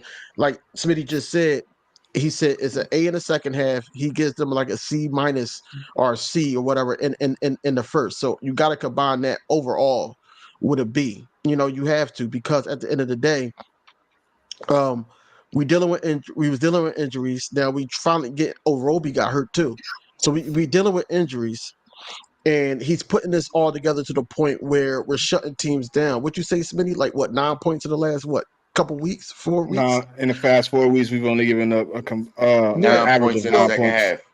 So we got to give credit where credit is due, man. You know, it's not the best defense that we would like to see. We would like to see more aggressive, more first half, you know, aggression. But you know, right now, as of right now, we're great in the first 9 weeks. Hopefully, we see this with these upcoming games that's coming up. But as of right now, I'm gonna just give them a B. Mitch? I think I gave him a C just because I know Bradbury and Slay have been injured, but they can't keep up with the young guys. They can't keep up with these wide receivers. How many times are we going to see their back? Like their team are getting burned every 5 seconds, and we made Sam Howell look good. Like, come on, Sam Howell is good. Don't get me wrong, but the quarterbacks that are coming up, and we made Sam Howell look this good. I don't know. Hey, Sam Howell been cooking though, Mitch. He has, but I'm He been like, cooking every practice. I mean, with our defensive line, how many times did we get to him? How many times did we get pressure? I think we only got one that last one. Got one? That strip sack though, but it ended the game though. Game winner. That was Reddick, right? Mm-hmm. Yeah. Okay, yeah. Hey, look, you brought up Sam Howell. He leads the league in passing yards right now. And, Yeah, but how? My point is, if we're gonna be up against Mahomes, Josh Allen, these guys, Sam Howell's having a great year. I'm just nervous for the quarterback.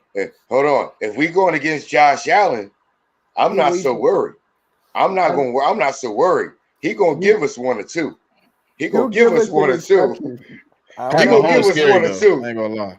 When was if we get cooked, the last time we had an interception? Now, when was the last time we had an interception? Commanders game 2, I think. Reed Blankenship. Yeah, Reed Blankenship got one in the fourth quarter. It was what? I really just can't think. We didn't get one in Dallas game. Who do we play before Dallas? The Dolphins? No, Commanders. It was a Commanders game. It was Commanders before the Dolphins. And then we got one in the Dolphins game too. So we had 2 back-to-back games. We just had one game where we didn't have one so far. It feels like more than that. It do. It really feels like more than that. Look, listen, Mitch, no lie. Every time I bring up the Dallas game and then I bring up the Commander game, for some reason want to put the Dolphins game in between it. Right? I was just talking about that. It don't feel like they were so close. I'm like, did we really like? All right, I guess. Oh no! I think we should have had one in the Dallas game though. That just really made me mad. Yeah, right. That's why but here's the thing about it. If y'all notice, and this is what angers me about it, we don't play closer on the outside. We don't play closer to the line of scrimmage on the outside. There have been multiple times that I've seen, if our DBs are closer to the line of scrimmage, or if they're at least 5 yards off the line, at least 5 at the most. Bro, we could have had so many picks because our D line is getting so much instant pressure. These quarterbacks are just really throwing the ball because we're giving them so much space. Each one of our corners could have at least 4 or 5 picks apiece. Yeah, and our corners kept on getting burnt. That's worrying about me. That's what I'm worried about. That's why I say we got to get up on these guys because giving them a free release and letting them get a full head of steam running forward, they know the route they want to run. Why don't we knock them off their route and disrupt the timing? I'm looking at each game and seeing how many interceptions we got. I'm actually curious now.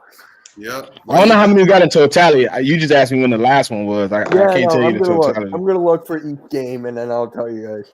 Yep. Weapon. I know Slay got 2. I know we got one against the Patriots. Yep, we got one against the Patriots. Mm-hmm. I'm going through each one. Yeah, while you do that, Weapon, what grade would you give the defense? I would probably have to go. Again, we're 8-1. I'm gonna always preference any of the grades with. I'll have to say that first and foremost, we are 8-1. But the pass defense, it doesn't look good statistically. We're 28th.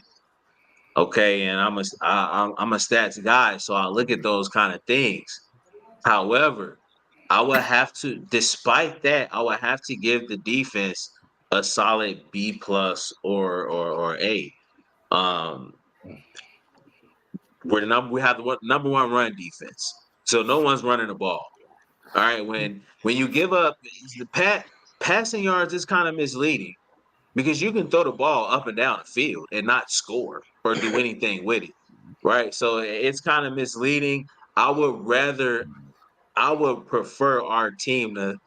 If I had to pick a deficiency in our defense, I would prefer it to be passing the ball because those are just like it's like empty calories. It's like the stats are so misleading. When you're running the ball effectively, you're taking time away from the opposing team. So it's a double whammy. It hits just as hard because now you're also moving the ball and you're taking precious time away. With passing yards, you can just throw up and down the field and teams will wind up either not scoring or wind up with 3 points. So I feel like it's a bit misleading to our defense. We're making plays when it matters most. We're closing out games. We're winning ball games. We have the number 1 run defense in the NFL. So I would definitely have to give us giving them a solid A. It's just like it's been the 28th in passing yards. Well, I can't give them an A. I can't give them an A, unfortunately. But the fact that we're 8-1, I'll give them a solid B+. I like the side. This dude is just like working miracles right now with all of the injuries that's going on in the secondary. So I'll give him I'll get a guy the benefit of the doubt. And I'll give him a B+. I'll give him a solid B+. All right. That's a bit high for a lot of y'all. I know y'all like C-, C+. Hey, Weapon X. Hold on, Weapon X. I would say B+. I'll give him a B+. That's good. Weapon X. You made a key point that I want to point out. You made a key point that I want to point out, though. You made a key point that I want to point out, and it goes directly into the argument me and Smitty were just having. I was waiting for Smitty to point out the one fact that he had against my entire argument about our second half defense. Most of the yards that are thrown for on us are in the second half when we're up by 2 scores. That was the one argument you had against me, Smitty, that if you'd have brought that up, I'd have been like, you know what? I'll shut up now. Because that was the one point I was waiting for you to bring up. The main yards that are thrown against us in the passing game or in the second half when teams are down 2 scores. Before that, they don't got outrageous yards on us like that. It's the yards that we give them once we're up 2 scores. That's when everybody says, oh, their secondary is also bad. It's because we give up a lot of yards in the second half up passing yards up are 2 extremely scores. misleading. Yeah. I made a mathematical. I'm waiting, Smitty. Hold on. I just wanted to say something about the sack numbers because I wanted to go look, right. I wanted to look for the 9 weeks. I was totally wrong, DV. We had 26 through week 9 last year. We got 36 now. Yep. So we 10 ahead of last year. But it's also like a couple blank games with, like last year we didn't give it like one sack, 0. I seen like an odd little occurrence, right? Like outside of the Washington game, every game other than that we got multiple sacks. My bad. Yeah. Only 5 interceptions. We got 5 interceptions all year so far. So who the other two was? It was New England, Miami, Washington. Yeah. It was New England, Miami, Washington. We did not pick off Dak. No. Damn, I gotta go through. Was it the Vikings? No, we didn't get the Vikings. I don't think we got the Jets. Vikings. So we got the Bucks. I know we got the Bucks, didn't we? Wait, wasn't it the Buccaneers? We got an interception. We got against one. Dallas. We got one from Baker Mayfield, and I think we got one from We got Zach an Wilson. interception against Dallas, right? No, we didn't. I'm looking at it right now. We got a fumble. We got a fumble. No pick. Yeah, we got a fumble from Dallas. Oh, okay. Yeah. So we got coaching? one against the Dolphins. You want the coaching? It was the Dolphins that we got. Yeah, Okay. might as well add them to the mix and then we'll do our game balls, and then we'll go ahead and preview the Chiefs because they're next. So let's go ahead to coaching. Smitty? Coaching. It's a totality, right? Yeah. All three of you as a whole. add Nick Sirianni. Yeah, as a whole. I really can't kill him. I'm probably going like A minus. I'm gonna go A minus, man. We A1. You know what I'm saying? Some places we looking bad, some places we looking good, but in totality, I can't say I have a bad team and bad coaching. You know what I'm saying? Everybody that's young, they're gonna grow, they're gonna make some mistakes. So, you know what I'm saying? As a coach, I gotta give you a little curve because guess what? We kill people sometimes for being behind the curve. And you know what I'm saying? Like last year, Jonathan Gannon, I would have given him an F right now, to be honest. Like, but Sean decided a little different because I didn't like Gannon. I had disdain for him, so I'm gonna give him an A minus, man. You wasn't the only one who liked Gannon, and then that happened right after. Well, I'm not even gonna talk about it. I would listen with this. Listen, I'm telling you right now, with the same performance Desai is putting up right now, I would have gave Gannon an F just because of how much I don't like that man. That is true. Yep. Go ahead, King. I'm giving the coaching staff a B plus. I'm gonna give them a B plus, because we still didn't see that full game. I mean, the closest game for us, you could say the Dolphins game, that was a complete game from both sides. But overall, I just think that we need to see that full game from both sides. Everybody's on the same page. The offense and the defense is clicking. Also, no weird plays. Like, that the guy is hurt and you doing quarterback draws, or you doing certain things whereas though you can run the ball in the red zone. You can do certain things in the red zone to scheme receivers open. Like, mix it up a little bit. I questioned Brian Johnson on that, and I was just like Weapon X. Me, him, and Smitty had a whole debate about Brian Johnson. But I'm back on the wagon, and but at the same time, you got to flip it to Sean Desai, where Sean Desai has to make those adjustments a little bit quicker before halftime. We cannot sit up there and just wait and see, all right, this is what they're giving us. All right, we're going to rebuttal now. And, what if it becomes too late? What if we face a team, like somebody said in the chat earlier, that, can close out those close games, those character building wins that we was getting, whatever they become character building losses. So that's what I'm saying, that we got to do better with, the urgency of the game. If we're going to go out here and win the game, let's go out here and win the game.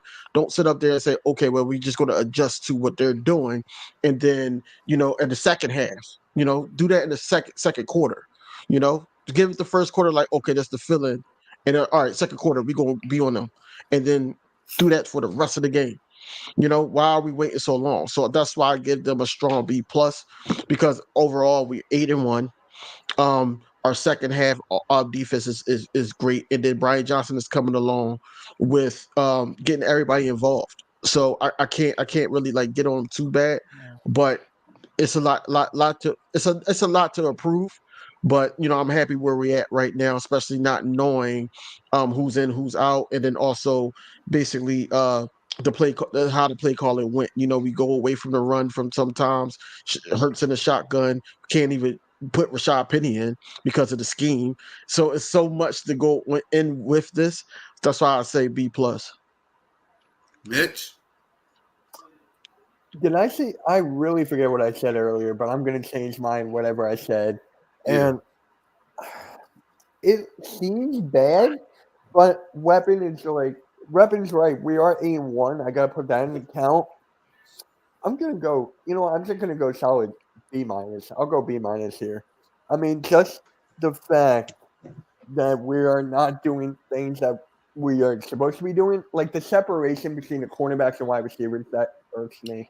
That really irks me. But I mean, we are getting the job done at least, so I'll give it a B-. I think I said C before. I don't remember. Yeah, I think you did. No. Stu? Defense. I'm gonna have to give the defense an actual solid A-. No, Because coaching. you have to. Stu, coaching. I'm sorry, coaching. No, you're good, Stu. You're good. Coaching. Yeah. Well, this kind of goes right into it as a coaching as a whole. I'm gonna have to say, yeah, solid A- because offensively, you made the adjustments when you needed to. You've seen what the problems were offensively in the red zone, and you've made improvements on that. And defensively, what you've done is you've had to piece things together without having continuity on the back end. And you can't say that the game that you lost is because of your defense.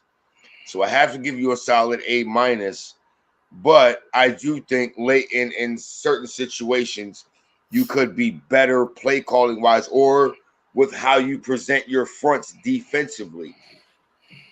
But I will say this. Here's something none of us have addressed, and I'm glad the Hitman brought it up. Special teams. Ain't none of us talked about our special teams. Our special teams has done us miles of justice compared to what we had last year. It did. Our special teams is doing us miles of justice. And I called him Crash Test Covey last year. He ain't being no crash test guy this year. He being that fast test Covey because he moving this year. And he getting us some yards. And no matter how many yards, he's noticed he's always moving forward when he gets the ball. It's not always side to side. Even if he's going to the side, he's gaining yards forward to try to make a move. So I want to say special teams, and our special teams coverage has been better this year as well. So coaching as a whole, solid A-. We can't forget to add that part in there if we add in coaching, because our special teams has been pretty damn good this year. True. I think before Weapon X go, hold on. I think the thing with the special teams, for me, was the fact that they all the guys that they were leaning on last year to be special teams guys, they're no longer on the roster. They got replaced with new dudes, or they hurt. So I mean, he was Michael Clay was forced to do his job and not just throw people out there. So he had to do some putting together people that actually work, and it's been pretty good. I like the coverage. I haven't seen too many big plays. But last year we didn't see a lot of big plays until we played this team coming up. So I want to see if we hold up the same way. Go ahead, my bad, Weapon X. No, you good. I would probably I would give him I'm gonna have to piggyback off what bro said before me. I have to go a A-. It'll be in that realm. Me personally, I will probably give him an A, just based off the adjustments and some of the things the defense, had to overcome as far as secondary and injuries and things like that, and still being able to have the number one run defense. Offensively, to go from bottom of the barrel to close to top 10 in red zone efficiency as far as scoring touchdowns. I'm pretty high on the team. Again, I have to preference all of this by saying they're 8-1. Now, there's a little drawback, and I receive a lot of criticism about this take, but I don't want to see Jalen Hurts doing. I don't want to see the brotherly shove. I would rather have somebody else back there, right? Or you can. I just don't want to see it. I've been in those scrums. You can't breathe. It's a bunch of bodies on you, and it's a lot. Honestly, I've Got a always question, thought Weapon twice X. about going in those scrums Real after my quick, first couple Weapon times. X, real quick. Weapon X, real It's a quick. lot on the body. I would find I someone agree. else who That's you can why I push got a in real there and quick like just question. treat like a crash dummy. That's why I say. But That's why I got a overall, real quick question. Real quick go ahead. question. And would you rather have him doing that? I suggested, and I got told I was crazy. You could have offered the Patriots Rashad Penny as in a 6th-round pick, and you could have got Ezekiel Elliott to be that crash test dummy. You tell me you I'm wouldn't putting take anybody that? else besides Hurts back there, man. I mean, he's banged up. If he's healthy and ready to go, then cool. But I mean, if I'll alleviate some of that. All right, if it's in the red zone or to score a touchdown, go ahead, go for it. But if it's like 3rd and 1, 4th and 1 for a conversion, just let somebody else do it. I would give it to Hurts for the touchdown or whatever, for the stats or whatever.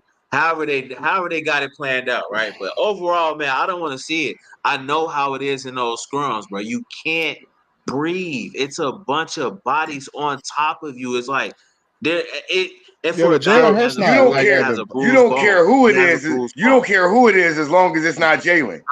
I don't care who it is, bro. You put anybody back there, just push them in there and just do somebody. I don't know, man. He's already hurt, right? I just don't want to see it Would he be Gainwell in that to the spot? extent that I'm seeing it. Fuck no. It's far Exactly my between point. too many times. No. Hey, I'm listen. seeing it way too Even much. Right. Get somebody else, like split some carries. But Jalen Hurts, man, that's part of our team. That's part of our. It makes us what we are to a certain degree. You know, it's like, Jalen Hurts he's gonna put his hard hat on and he's gonna go get that tough yard, and that's actually what we love about him. The fact that he has that heart. But come on, man, it was scary watching that Dallas game. When you see him hobbling, trying to get up, and he's dealing with something. But he's never my been hurt heart on the skipped a brotherly beat. shove, though. 200 million, 200 plus My heart M's skipped. going. I'm not having them. I'm not having them. I'm not having them. But that was him. But him getting hurt in the Dallas game, he was standing in the pocket, though. Yeah, but to me, that's beside the point. Kelsey The point is he's hurt. Kelsey said he My point loves is the he's brotherly hurt. shove. And when you're in that scrum, you got a bunch of bodies all on top of you. It's hard to breathe. He's already hurt, right? I would limit it to only time I'm putting him in these critical situations is when it's to score a touchdown. Other than that, Cole, if y'all asses would have lost to the Giants, avenues. I'd have laughed at you, Cole.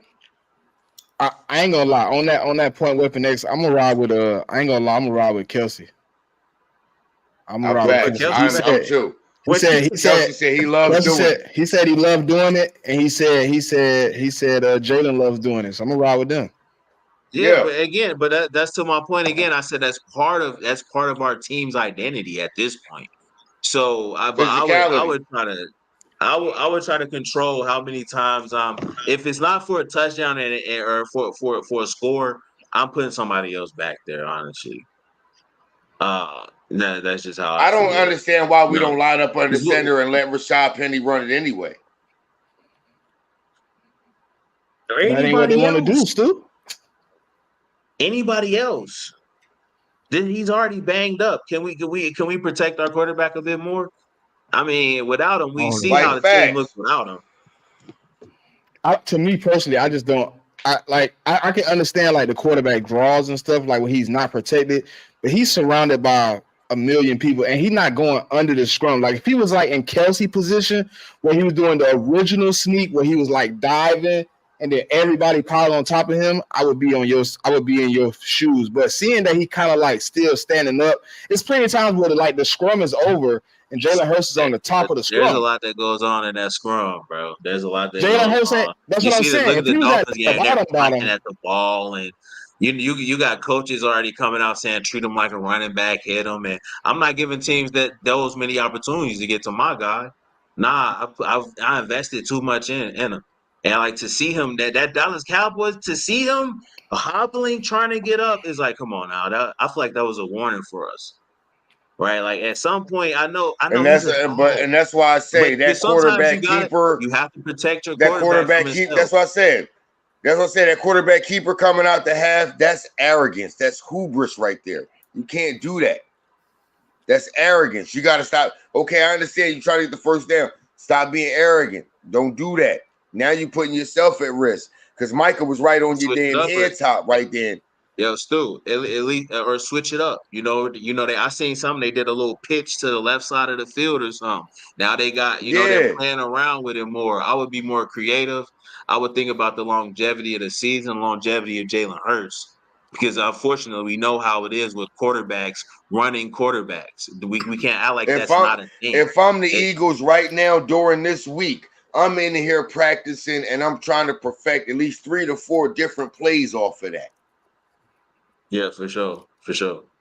Yeah. Or maybe it's just me. Nobody, I hear nobody else with this talking point. I think honestly we need to. If I'm a coach and I pay, how much is his contract? 200 plus million. Dog, we need him to. Without him, we're not winning. So I hope they don't think we can do the same thing with Marcus Mariota that we did with Nick Foles. We cannot do that with Mariota. Mariota is not that good of a passer. So I hope they don't think we can do that. Do y'all pay attention to like how quick our people are getting to that scrum to get Jalen Hurts out? Anybody pay attention to that? Like I pay attention. That's why when he's like a lot of stuff going in that scrum, man, as soon as the whistle blow, you see Jalen Hurts, you see everybody grabbing at Jalen. They like, hey, we don't care who else in the scrum. Everybody pulling each other up.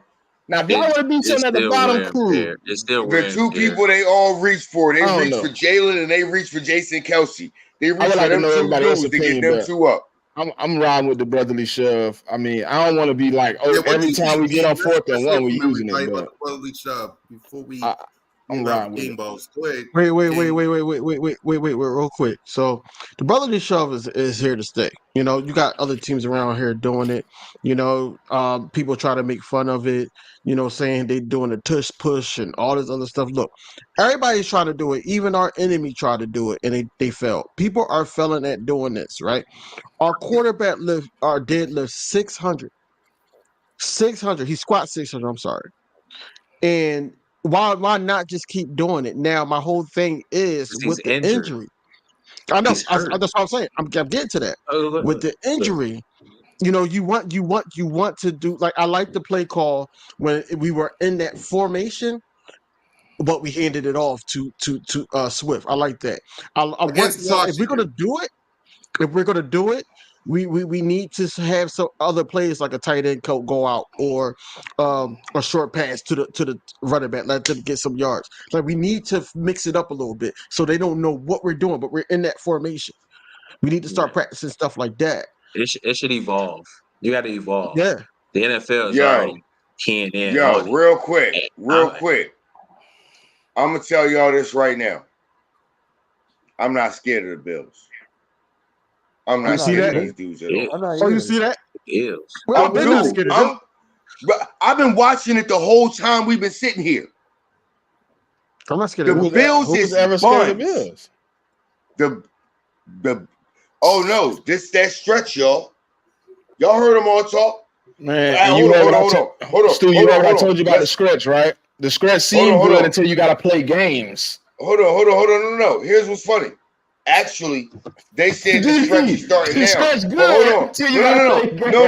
No. Hold on. But I remember they said the stretch started back there in Miami. They said we was gonna lose to the. They said we was gonna lose to the Dolphins. That's what I'm saying. That's what I was saying. That's what I was saying. They said we was gonna lose to Dallas. We didn't. That's what I'm No, that's saying. what I was saying. That's what I was pointing out. The stretch was actually supposed to start back at Miami. That was when the stretch was supposed to start. Miami done for, Washington done for. They've been swept under the carpets, actually. Dallas just got whooped.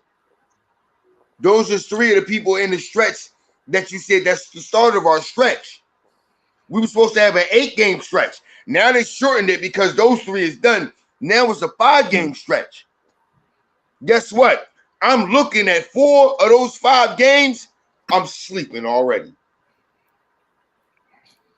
I'm looking at all 5 of them. The only game I'm worried about is 7 days from now.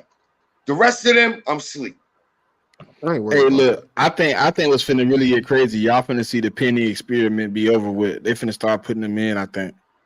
I got that feeling. I told you that already, DV. I'm not worried. I'm not worried. I'm not worried about. No, I'm not worried see, about. Mitch, we came with a me and DV on our show. We came with a theory, Inside right? the Nest, promote your show. Inside the Nest, yeah. Inside the Nest, Wednesday, 7 p.m. Shout out to my boys. We came up with a theory, Mitch. How's and your phone? How's your charge? Sorry, Smitty. How's your charger, King? You all right? No. Yeah, I got a new charger. I got it from Amazon, man. Amazon Prime. Yeah, but go ahead. My man. Go ahead, Smitty. Okay, me and DV came up with a theory, right? And we believe that he wasn't fitting the scheme, right? Because if you notice, the few times he has ran, we had to be under the center. And we was like, what if they bring him out down this stretch? They wanted to keep him healthy for the stretch. And I looked at the teams we playing, right? And they all stink at stopping the run. Imagine Penny and Swift was able to just somehow get in and go crazy the next 4 or 5 games. And you got Penny who got the freshest legs in the league. Now, hold on. Not just in the division, not just in the conference, in the league. Bro, he's finna do somebody dirty. I can see that. With Swift and Penny. But for me, it's like the trust that they have in Gainwell. I don't know if that's ever going to break. It should have been broken weeks ago. I think it is. You see what happened to him? I don't think so yet. I think in the running game, the trust has been dissolved, but not in the passing game. If you look at the Dallas game, he had 2 carries, 3 carries? And he scored 1. Yeah, he scored on the 1, and then he didn't really get any more. No. But Mitch, he's really in for pass blocking.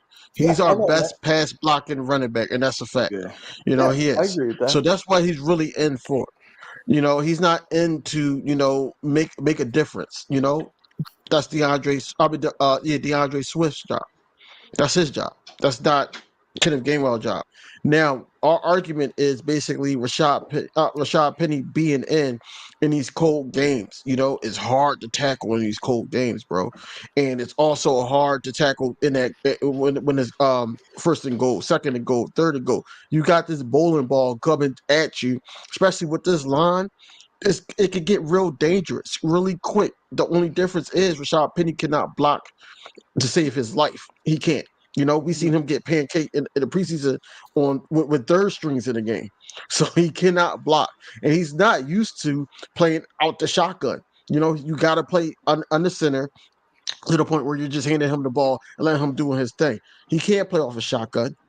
He can't. We see. I watched some of his tape. Yeah, he's a DeMarco Murray type. You got to let him get downhill first. Jordan Howard. I watched some of his tape with the guy that's playing right now, Russell Wilson, and he cannot get off like that. It's more so, downhill and everything when he's healthy, of course. Didn't he have 1,000 yards? I don't understand if he's this good. Why isn't he playing? I mean, didn't he have 1,000 yards? I don't think he should be. I don't think he should be. I think the reps that he's getting now, it's sufficient. I haven't seen much from him. Who you talking about? I'm kind of confused as to Penny? Why. Yeah, I don't understand the admiration with him, with Penny. I don't understand it. It's like the problems with these third string running backs. But we run a lot of shotgun. He's not good at the shotgun. I don't really see it in him. I don't really. You ain't looking at the numbers, He's showing me you nothing. looking at the numbers. He hasn't shown me That's much. why I never. You ain't looking at the numbers, bro. I never understood why we signed him to begin with.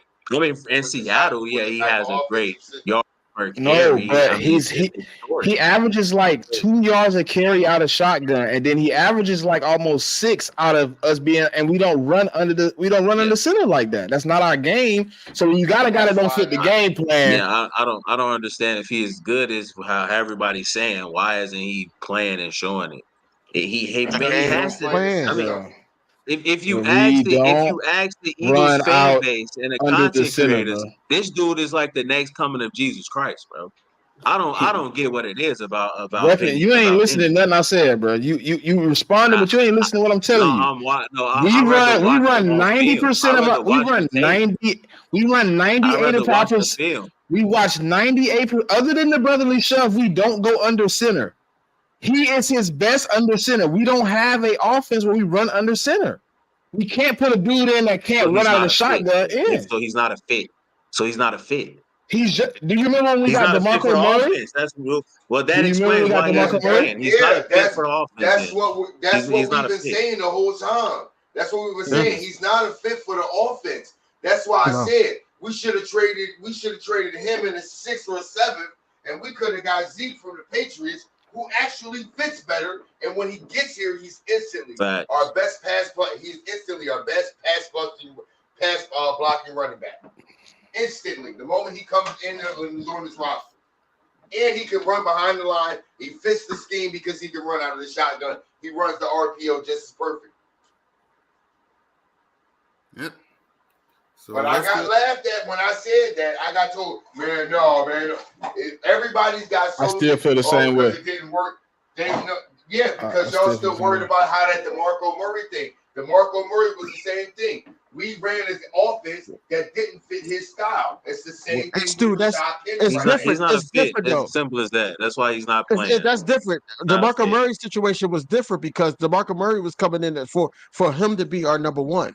We asking him to be our number 3 because I already know that you're gonna put Kenneth Gainwell. I literally just told you this. I literally just said DeMarco Murray. Still.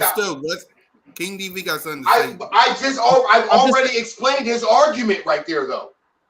DeMarco Murray is just like Rashad Penny. He is a downhill guy. You got to get him with a quarterback under center running downhill. We didn't run that style. We ran an RPO under Chip Kelly. That's why DeMarco Murray did not fit our system. He was an Oregon same thing coach. with Penny. Okay. Thank you, Keith. Thank you, Keith. I appreciate it. Appreciate you, brother. I ain't crazy, dog. I don't just be up here making stuff up. I look at the numbers, bro. He averaging like 1.8 yards a carry out of the shotgun. It just doesn't work. You put him in, you see what he's doing in the shotgun. Saying. He got 2 yards. That's what everybody's saying, though. That's what everybody's saying. Yeah. But what I'm saying, my discussion. The reason me and your theory work for me is because it's something that no one expects to get hit with. Nobody in the league right now expects us to come under center and hand it off to Rashad Penny. Nobody. It's not on tape. Mm-hmm. It's not on. It's one play this whole year where we handed off to Rashad Penny out of that.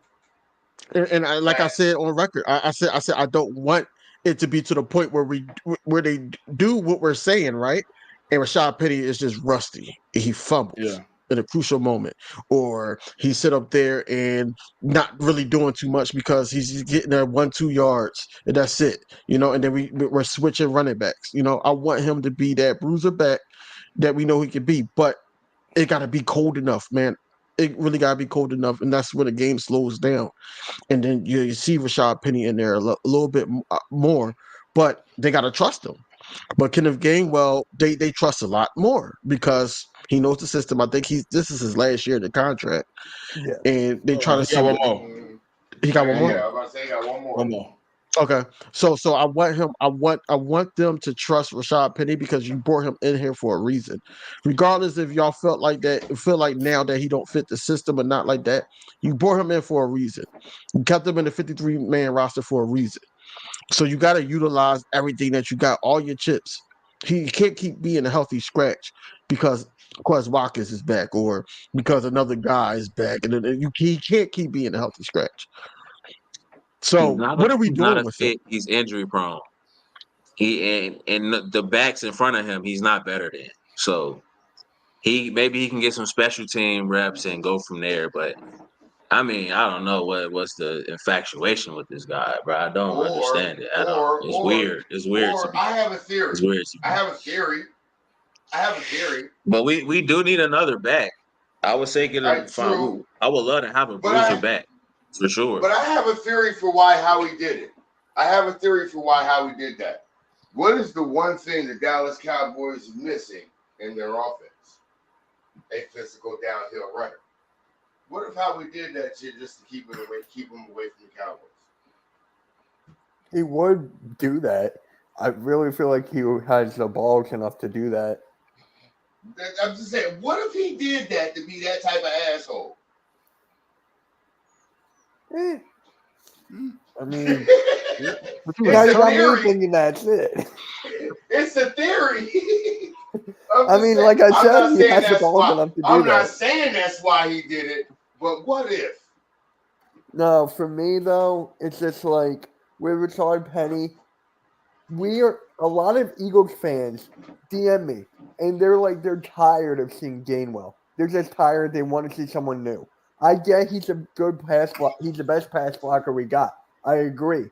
People just had enough, including Cool Cat. Whenever Cool Cat sees him, he loses the gasket. I do. But it's just like they just want a different scenery.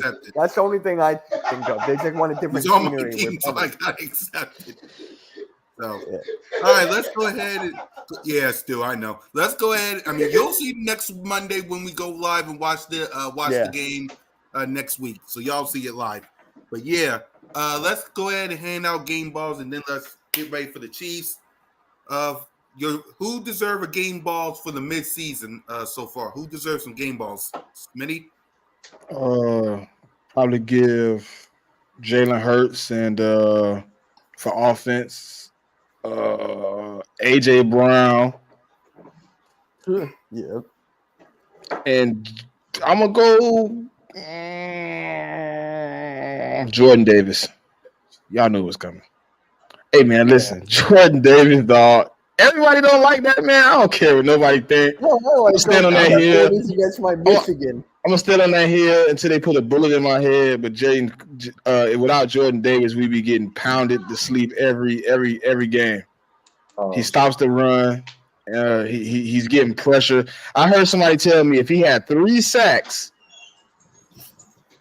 that they would be okay. He got 2.5. Let's go, Jordan Davis, man. Yep. King? I'll do 3 and 3. Yep, go ahead. 3 on offense, 3 on defense. So I'm gonna go with Jalen Hurts, of course. No, I just made that up. There, you know. I would have went through. Well, my third one is DeAndre Swift then, on offense. Okay. Yeah. So I got Jalen Hurts, AJ Brown, Jason Kelce on offense. Mm-hmm. That's a good one. On defense, I have Josh Sweat, Hassan Reddick, and Jalen Carter. Them 3. Yep. Mitch? All right, so for me, Jalen Hurts, AJ Brown, and if I could, are we doing 3? Because I was going to give one. No, you can do as many as you want. I was going to do offensive line. You can do as many as you want. Go ahead. If Cam Jurgens comes back and he plays great for the rest of the year, I might give it to Cam Jurgens because how much we miss him in the red zone. So for defense, I got to go Reddick, Sweat, and Carter. Still? All right. Offense. AJ, Swift, and Jalen. Defense. I'm going to go Jalen Carter, Hassan Reddick, and Reed Blankenship. Weapon? Offensively, I'll go AJ Brown. He's on a historic line. If you just eliminate, let's say we don't have an AJ Brown, you take away the production, the things he's been doing, I mean, it's been nothing more than historic. And defensively, that's a tough one. Defensively, I would go Sean Desai, honestly. He's running things defensively. He's moving the pieces around. He's putting the guys in positions to make plays. Look at guys like Nicholas Morrow, Zach Cunningham. They're making plays, and he's putting the guys in a position. Some of the stunts that he's doing with the linebackers, and he's doing a lot of things that kind of goes unnoticed. But I'll definitely defensively, I'll go Sean Desai on the defensive side of the ball. Now, if we're talking about players, one player in particular for me, it would have to be Josh Sweat. Josh Sweat, he's always been underrated on this team for the last 2 or 3 years, honestly. So I would definitely I'll probably go Josh Sweat defensively. I'll throw Sean Desai in there, but offensively, I'm going AJ Brown for sure. Yep. And for me, AJ Brown, Jason Kelsey, and Jalen freaking Hurts. Defense, Josh Sweat, Hassan Reddick, and Jalen Carter. It's the same. Yep. Nobody don't give Jordan Davis no love. It's all right. No, Jordan Davis. Jordan Davis. Hold on. It's cool. Hold on, Smitty. He ain't hurt. He ain't missed no game. I don't worry about that. You know damn well I got Monster got love. You know damn well I got love for the Monster in the middle. I'm going down this hill. This man talking about injury. This man missed half a game. Jordan Davis a dog. Who's ever questioned? Hold on. First of all, you know damn well. I'm Davis' ability. You know damn well I'm a fan of the monster in the middle that is Jordan Davis. That's why I keep advocating for a 5-man. That's why I keep advocating. No, I can go pull you 100. I can pull you 100 Twitters where people said he was a bust. That's Eagle fans. I can pull it right now. I got all bookmark. He is the reason why I keep advocating for a 5-man defensive front. Because if you put him over, I guarantee you, every time you put him lined up, I don't care, it's guard, center, he's putting that person in the quarterback's lap. He creates a different type of pressure in the middle. You get Jarrell, he already signed with the Vikings. When the quarterback cannot step up into his throw, that is not a comfortable position. Jordan Davis is in a 5-man on a third and 5 or longer. Jordan Davis is the ultimate defensive lineman because he takes your center, and no matter how far your quarterback drops back, that center is in his lap the entire time. He got to stay healthy. I don't want to see him play a full season. What did he miss? Well, he's dealing with a hamstring now, and he missed some games last year. Oh, he missed the game this year? I don't think he missed the game this year. No, I'm about to say that he missed games last year. Right now, he's dealing with a hamstring. But he been dealing with that hamstring like 2 weeks. That shit probably done now, man. I'm pretty sure. You really holding his. The bottom line is he has some. This is why I keep this is what I laugh at when I laugh at people that hold injuries against people in their rookie year. First of all, they're immediately after they come off of the last game they played. What do you think they're going into?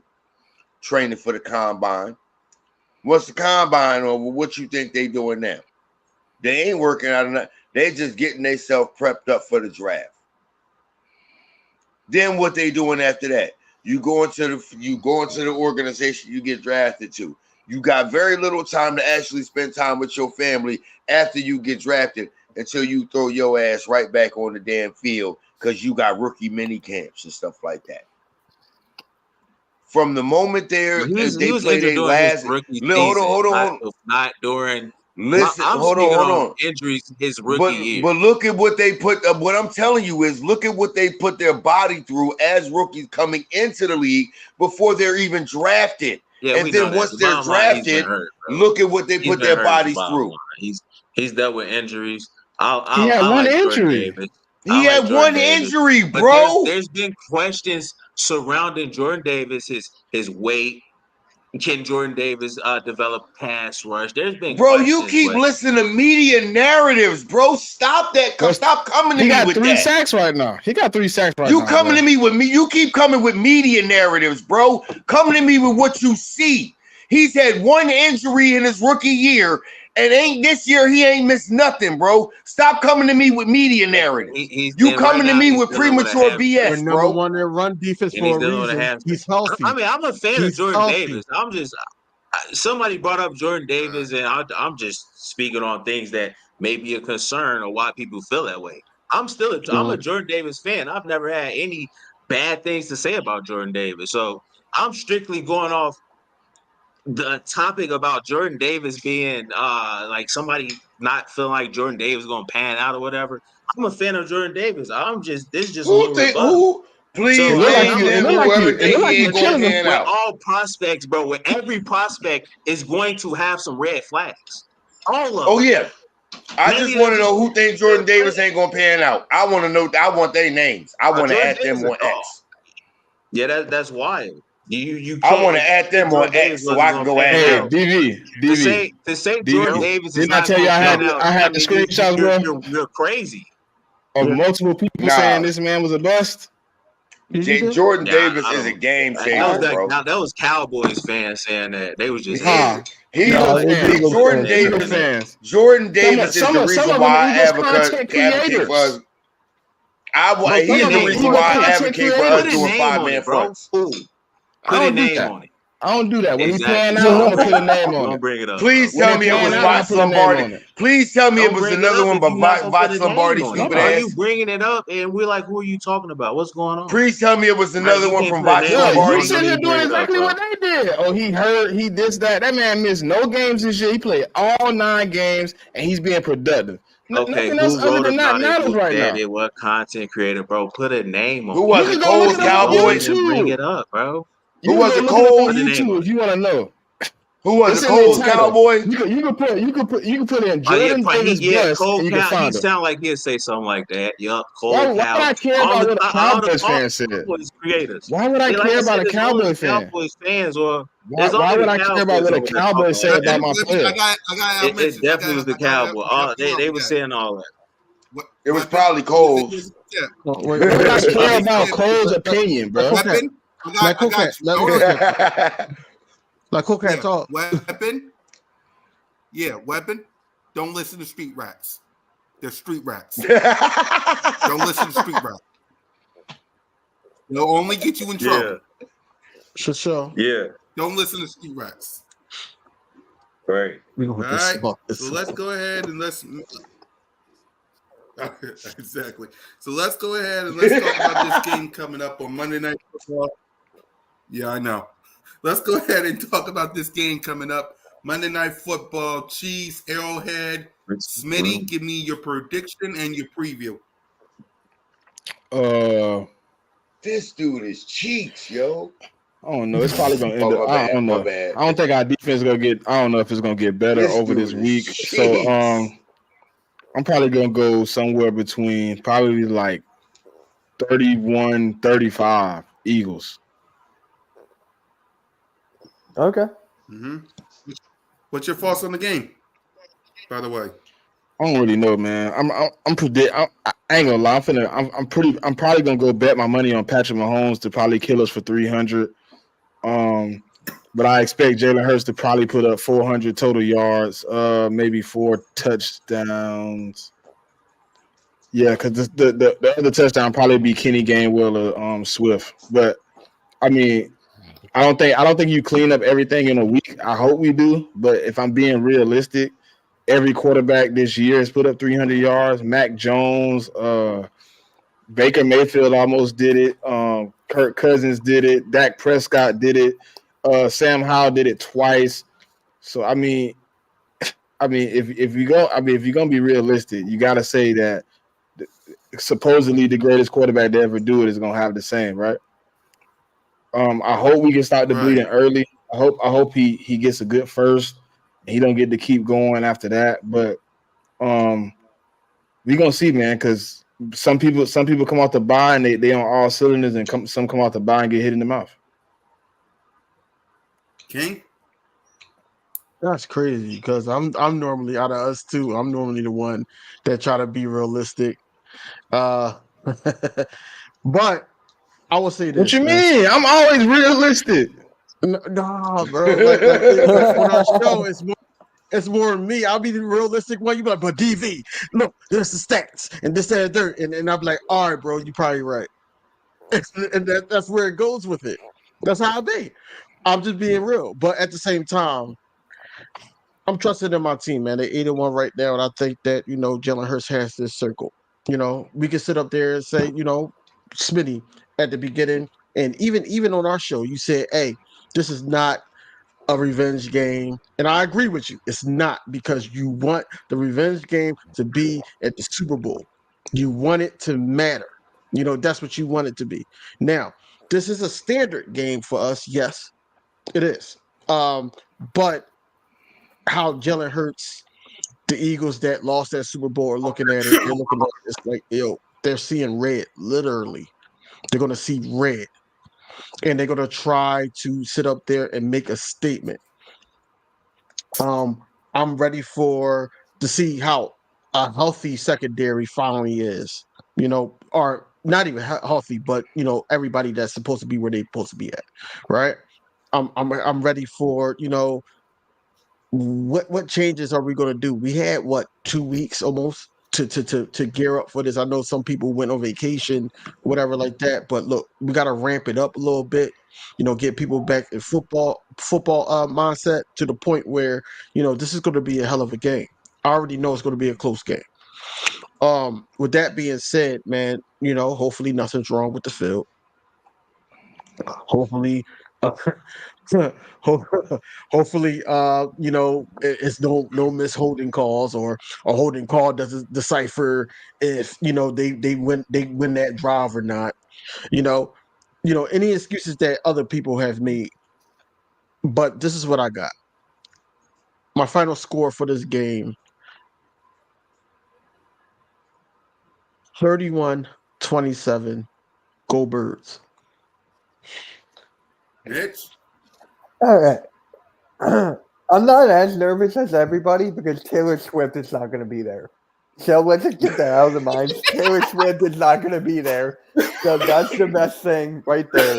But in all seriousness, Conflict of interest. Conflict of interest. but in all seriousness, you got to get the Mahomes. You got to get the Mahomes. We got the Prescott 5. I want to get the Mahomes at least 5.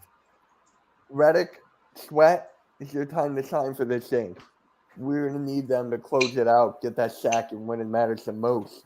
And then when it comes to the offense, give it to A.J. Brown. A.J. Brown's on a historic run. Keep on feeding that ball. Keep on giving it to him. If Swift's open, hit Swift if you can. Not Swift, Devontae Smith. My God. So many Swifts. But yes, Devontae Smith. Hit him if he's open.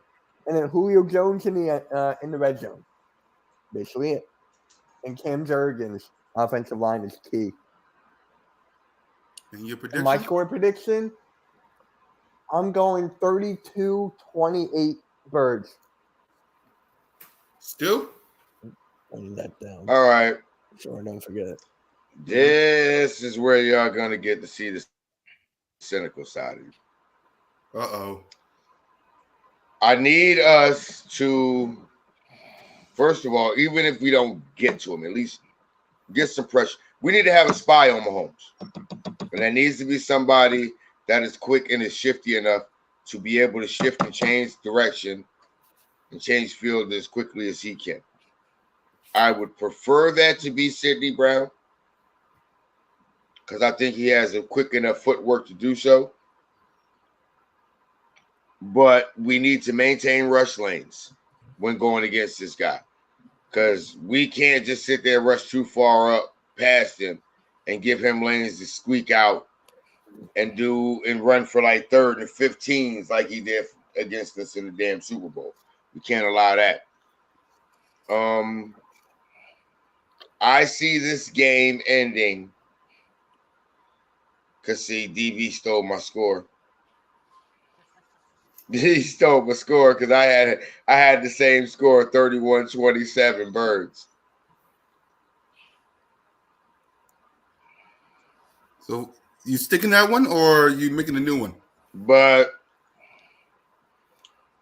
I'm gonna go 27-23 Birds. Weapon? Still 4-point game. Yeah. Weapon? I'll say 24-27. I think it'll be a late game field goal that's going to ice the game. It could be last second field goal or maybe a field goal within a 2-minute warning. That pretty much seals the deal. It's going to be a close game. Most of the Eagles games have been close, pretty much all of them. I think it's gonna go down to the wire. My key, you got to get to Patrick Mahomes. You got to hit him in his mouth early. You hit him early. Usually, when you hit someone early, they don't want to do too much talking. You hit them in their mouth early. They don't You want get no them out smoke. the way early. And from there, I think we're in good shape. So I think it's 24-27, last second field goal. And for me, it's like this.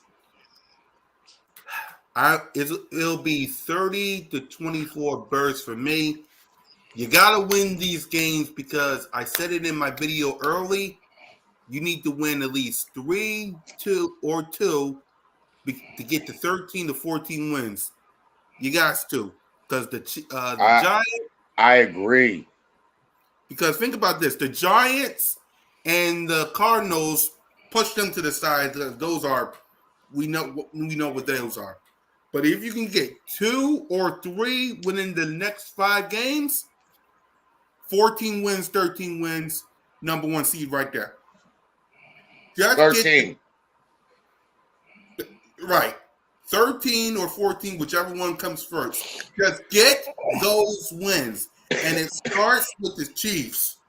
30-24. It starts with the Chiefs. Now, granted, go ahead, Stu. Here's why I say 13 to get it.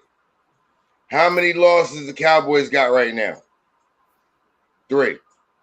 How many losses the Niners got right now? 3. They both about to get lost 4 from us. There you go. So all I need is 2 or 3 wins within this stretch to get you 13 or 14 wins.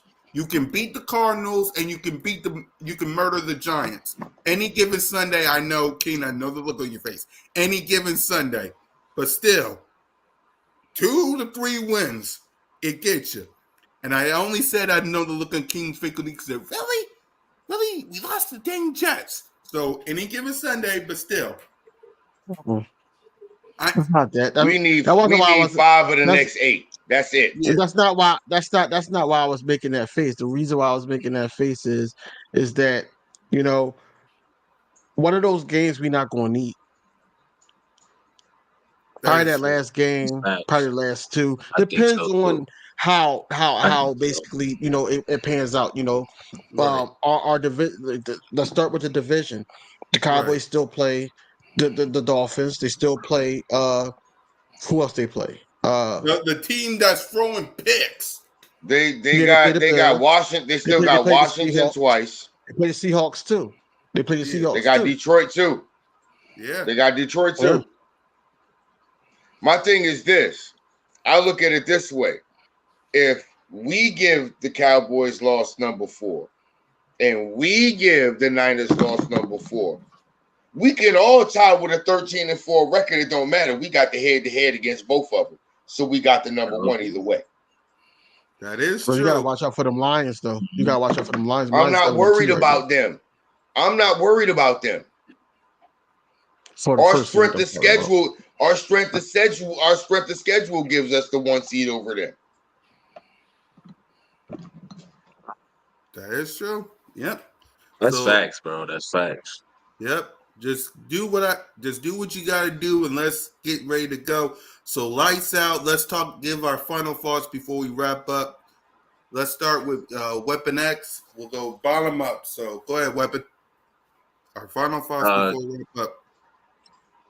Final thoughts, man. I just the season, it's crazy how things transpire, how things change from week 1 to where we at now. But overall, I feel like the Philadelphia Eagles they're peaking, where they want to be. I feel like we're right where we left off last year, and I feel like we're just going to continue to get better. So, yeah, man, that's my final thoughts, and I want this game, regardless of how anybody else feel.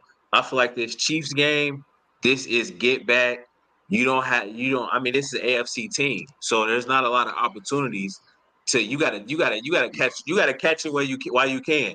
And I feel like this is our perfect opportunity because you don't get that many opportunities against an AFC team to actually get some get back. And I want some fresh blood from the Super Bowl. I don't like that. I still got a bad taste in my mouth regarding that game. And this is the closest I'm gonna get. This is the closest we're gonna get to getting some get back. And this was circled when I first seen the schedule, and this is probably this is the biggest game of the season for me, for the Philadelphia Eagles. It's a litmus test. I mean, this is the team that beat you in the Super Bowl, right? This is probably the first or second best team, arguably, in the NFL. So this is where you see where you stack up. So this is a huge game. This is the biggest game of the season. You got the San Francisco, obviously, but this game is huge, and I'm excited to see how the teams stack up. Yep. For me, it's simple as this. Can our O-line hold up against their D-line? Yes. Can their O-line hold up against our D-line if we're in a 5-man front? No. Because if we do that, Patrick Mahomes is running for his life. Then we actually have time for our guys in the back end to actually, literally, if we do take away 2 people, take away Travis Kelce, take away Isaiah Pacheco. Patrick Mahomes does not have trust and faith in Kadarius Toney and Sky Moore and Hardman and all that. No, he doesn't have that in them. You can cover those guys. Pressure him, take those guys away. We got this game. It's very simple. Take away the quick game, take away Travis Kelce. Wherever the motion comes from, that's where the ball going. That's been a staple. If nobody noticed that, that's been a staple of Andy Reid since 2002. Wherever the motion came from, that's where the ball going. Yep. Mitch? I just have one question for you guys. Who's going to be on Travis Kelce? That's my question. Who's going to be on this guy? Because he's now the combination. It's got to be a combination of Cunningham with Byard over the top. Okay, so you wouldn't even have Morrow? No? No. Too short. I want Morrow coming down. I want Kamara coming downhill after the quarterback. I really want him on Pacheco, to be honest. If anything, catching Pacheco in that flat. I want Cunningham. I want Cunningham to initiate contact with Travis Kelce, but then I want Byard to kind of meet him. So the 5 yards of contact, Mitch, would be for Cunningham, and then you would have, as soon as the 5 yards over with, Byard should be damn near touching. Right on his ass. Right on. He come out, and here's the thing about it. They run a lot of those 5 ends. You know what I'm saying? A lot of those option routes. So if Byard is coming, boom, he go left. You got one person kind of following him left, and then you got Byard if you go try to take it out to the right and outrun the linebacker. And here's the thing: 9 times out of 10, if it's on a second or a third and long, they're trying to get Travis Kelce to come across the field. No matter where he is in the formation, he's gonna try to come. They're trying to get him to try to get across the field. So if you take that away from him and force him to the short side of the field, you're in a better position to defend that third or second or third and long. Force him to the short side. Mitch. Every play I'm hitting him. I don't care if it's a run, everyone, pass, hitting him every play. Yeah, I ain't talking about like no nastiness, but just enough that he start being like, he started looking for him. Smitty, you played football, so you know what I mean when I say there are touch points. There are touch points that you can hit him at that the refs can't see it. That as the game goes on, it slows him down. So in critical moments when he's needed, he's not as effective as he would normally be. Yeah. And another thing, Taylor Swift is not there. No, she's on tour, so we do not have to worry about Taylor Swift showing up. Yep, that's the best part. Yep. So, but here's the problem, though. It's on here's DV. the problem, though. Right. His mama in them is, though. His mama in them is. Yeah, I'm cool with that. I'm fine with that. They're not going It's on you, to be DV. turning. They're not going to be turning to that box every second. That is true. Good. Facts. Yep. Go ahead, King. That's a game that I'm not going to agree that it's where we stack. Jacob. Because at the end of the day, we number one, number two, arguably number 2 team in the league right now. Stack means that we feel like we in the middle, and we trying to see where we at with the big dogs, like how the Dolphins were before they played us. They said basically, hey, we got to see if we can beat the teams that we need to beat, so we can become elite. We can have all this high power offense, score 70 points, but we need to see that. We know what type of team that we have, regardless of how we feel about coaching, how we feel about the play calling and all that type of stuff. We know what type of team we have. We're number 1, number 2 in the power rankings. Hey, Jalen Hurts just moved to fourth in sixth in the league in interceptions. Well, Josh Allen has 11 right now. You see that? He got number 2. Yeah. So anyway, dude, I am watching Josh Allen actually be absolute buns right now. He might miss the playoffs. I'm watching Josh Allen be absolute ballpoint trash right now. No. Back to this game though. Yep. So you got Pacheco. You got these other guys. I don't think that we're gonna have the same problem that we had in the Super Bowl. Trying to get to Mahomes. I don't really believe that at all. What I do believe is that they're going to start out the game trying to get the quick pass off, because that's what teams do to try to fill out our defenses first. See where the rush is coming from. Hey, quick pass, and then that's when they're going to start to try to see. Now, what's going to be the kicker is after halftime. If it goes the way that the season was going, after halftime, that adjustment that he's going to make is going to the side's going to make is going to be the difference maker. That's going to be the difference maker in the whole game. Because you're going to see, okay, Patrick Mahomes, he's scrambling. We're not getting certain hold calls. That's a part of the game. Or they're not getting any hold calls. That's a part of the game. But the second half, that short the side defense is going to show up, and I want to see how they're going to be able to attack that. With Stu on that, we need to be breaking 5. The mismatch will be there all the time. But 5 with a double team? How do you run 5-man front with a double team? What you mean? You don't need to run a double team. You got a double team. You got a double team, bro. I'm not saying all the time. If you're bringing, not all the time. In certain situations. Say you start off first and second down, and you get them in a position where it's 3rd and 7.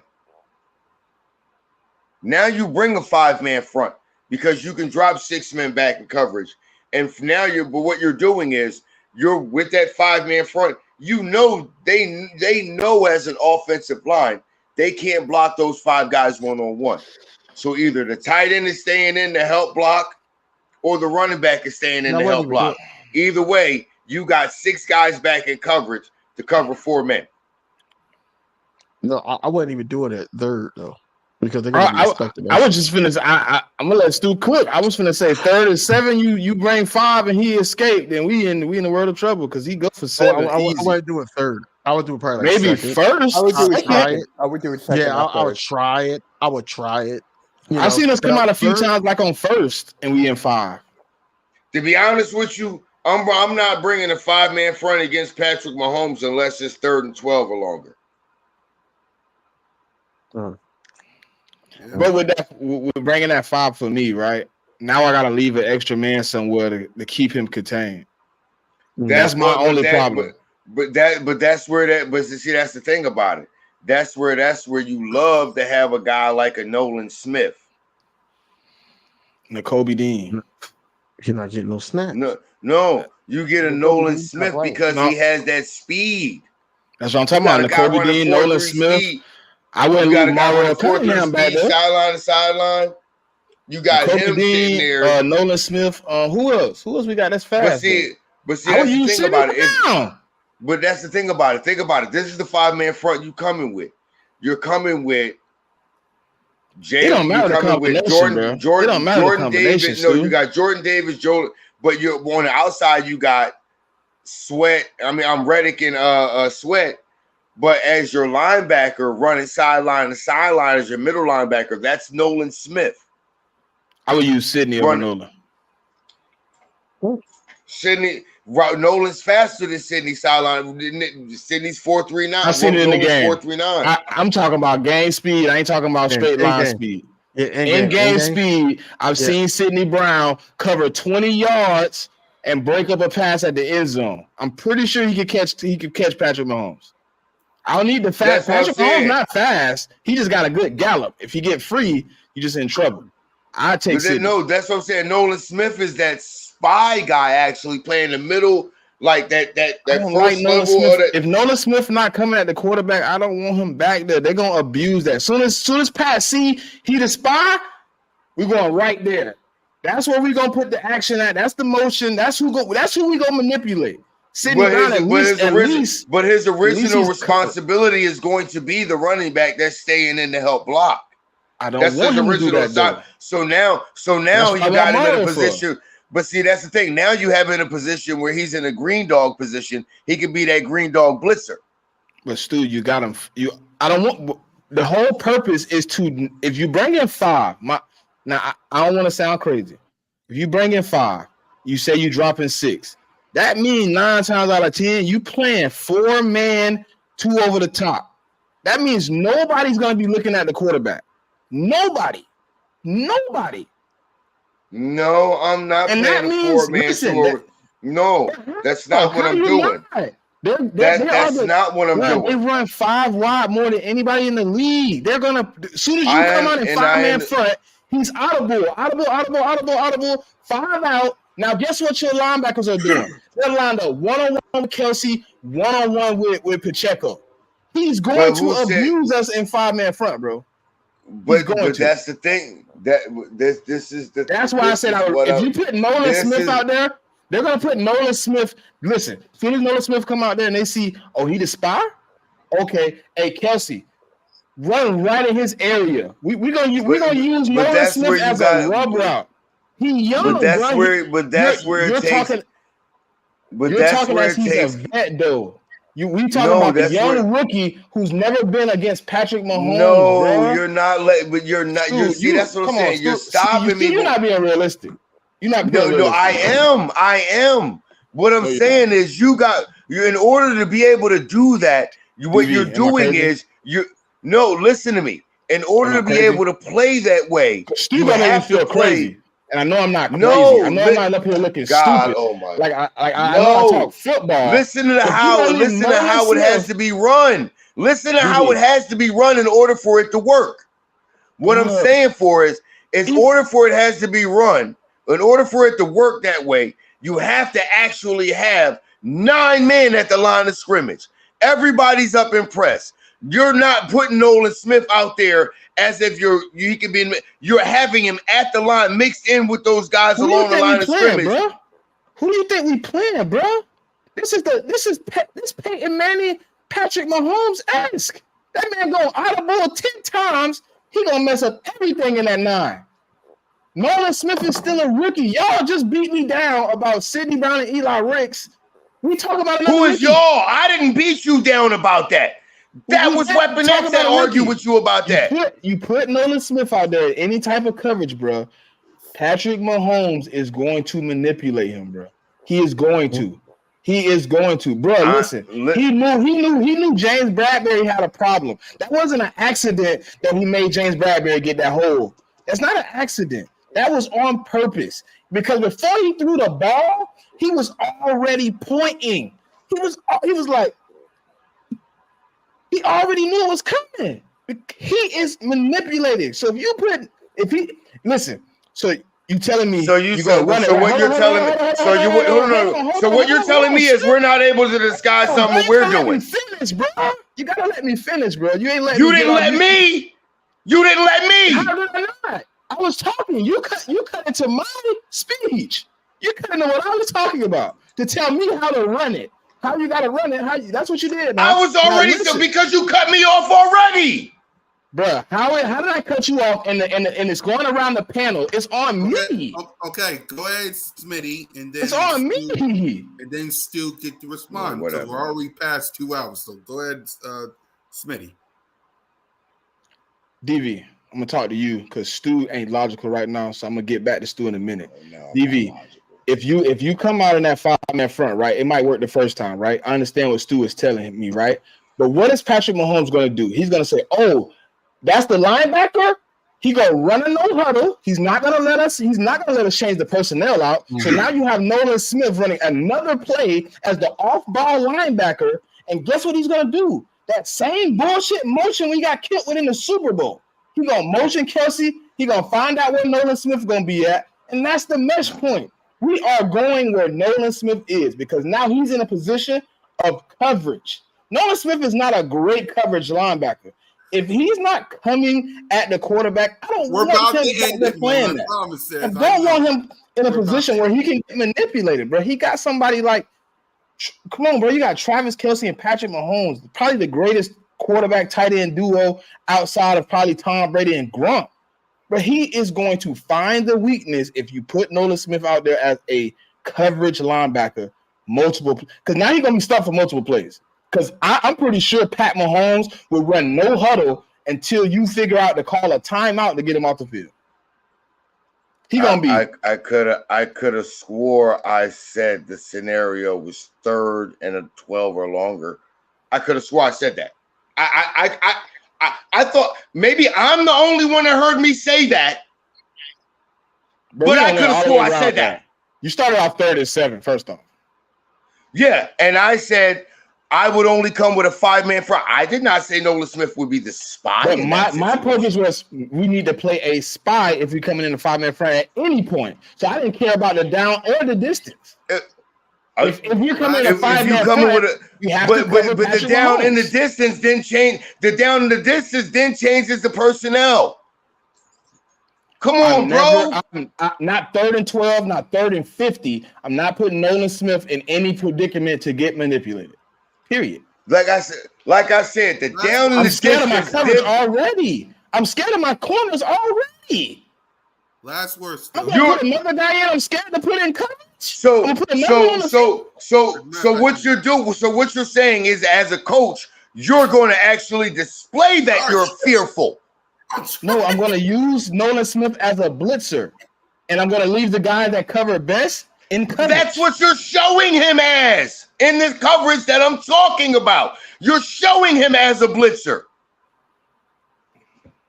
Did you miss that part? DB, he act like we playing somebody Rudy Poo. We playing Sam Howell who can't identify defense. I'm not, bro. I literally just acknowledged we playing Patrick Mahomes. Okay, so you hold on. You said we coming 9 to the ball, right? You don't think he gonna hard count it? He's not gonna hard count. I'm done. I'm done. I'm out. No, I'm done. You making up stuff, bro. You going in circles, bro. Patrick Mahomes is gonna play the greatest. He is one of the greatest quarterbacks that ever played the game. He's gonna hard count. I got 9 at the.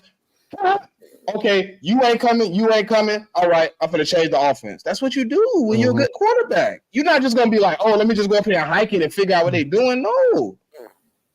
He gonna come up. He gonna do exactly what Jalen do. Y'all seen Jalen do 1,000 times. He do that fake clap, And then he see Buddy coming, then he adjusts the coverage. Hey, you cover him, you pick him up, and then they run the play.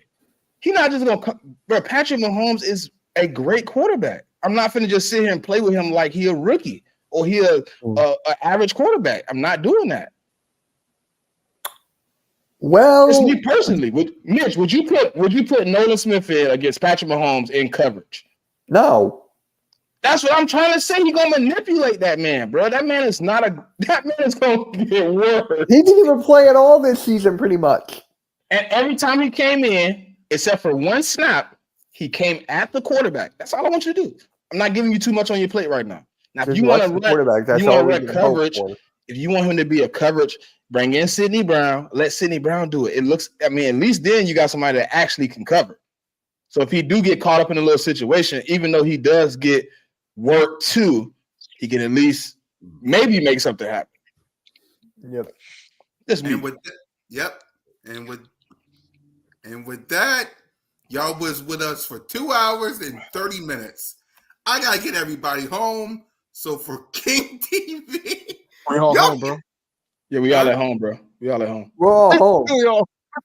I gotta get y'all to work tomorrow, okay? I don't work till like 3:30. I got PTO shit. I gotta need get y'all it somewhere tomorrow if that helps.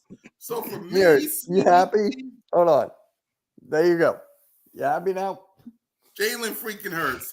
For the whole crew, it's your boy Mizzy Miz, Cool Cat Kai, YouTube representing the Birds. We gotta go before Simone asks, are we still live? So sis, we're leaving. Lights out. Love ya. Bye. We're leaving.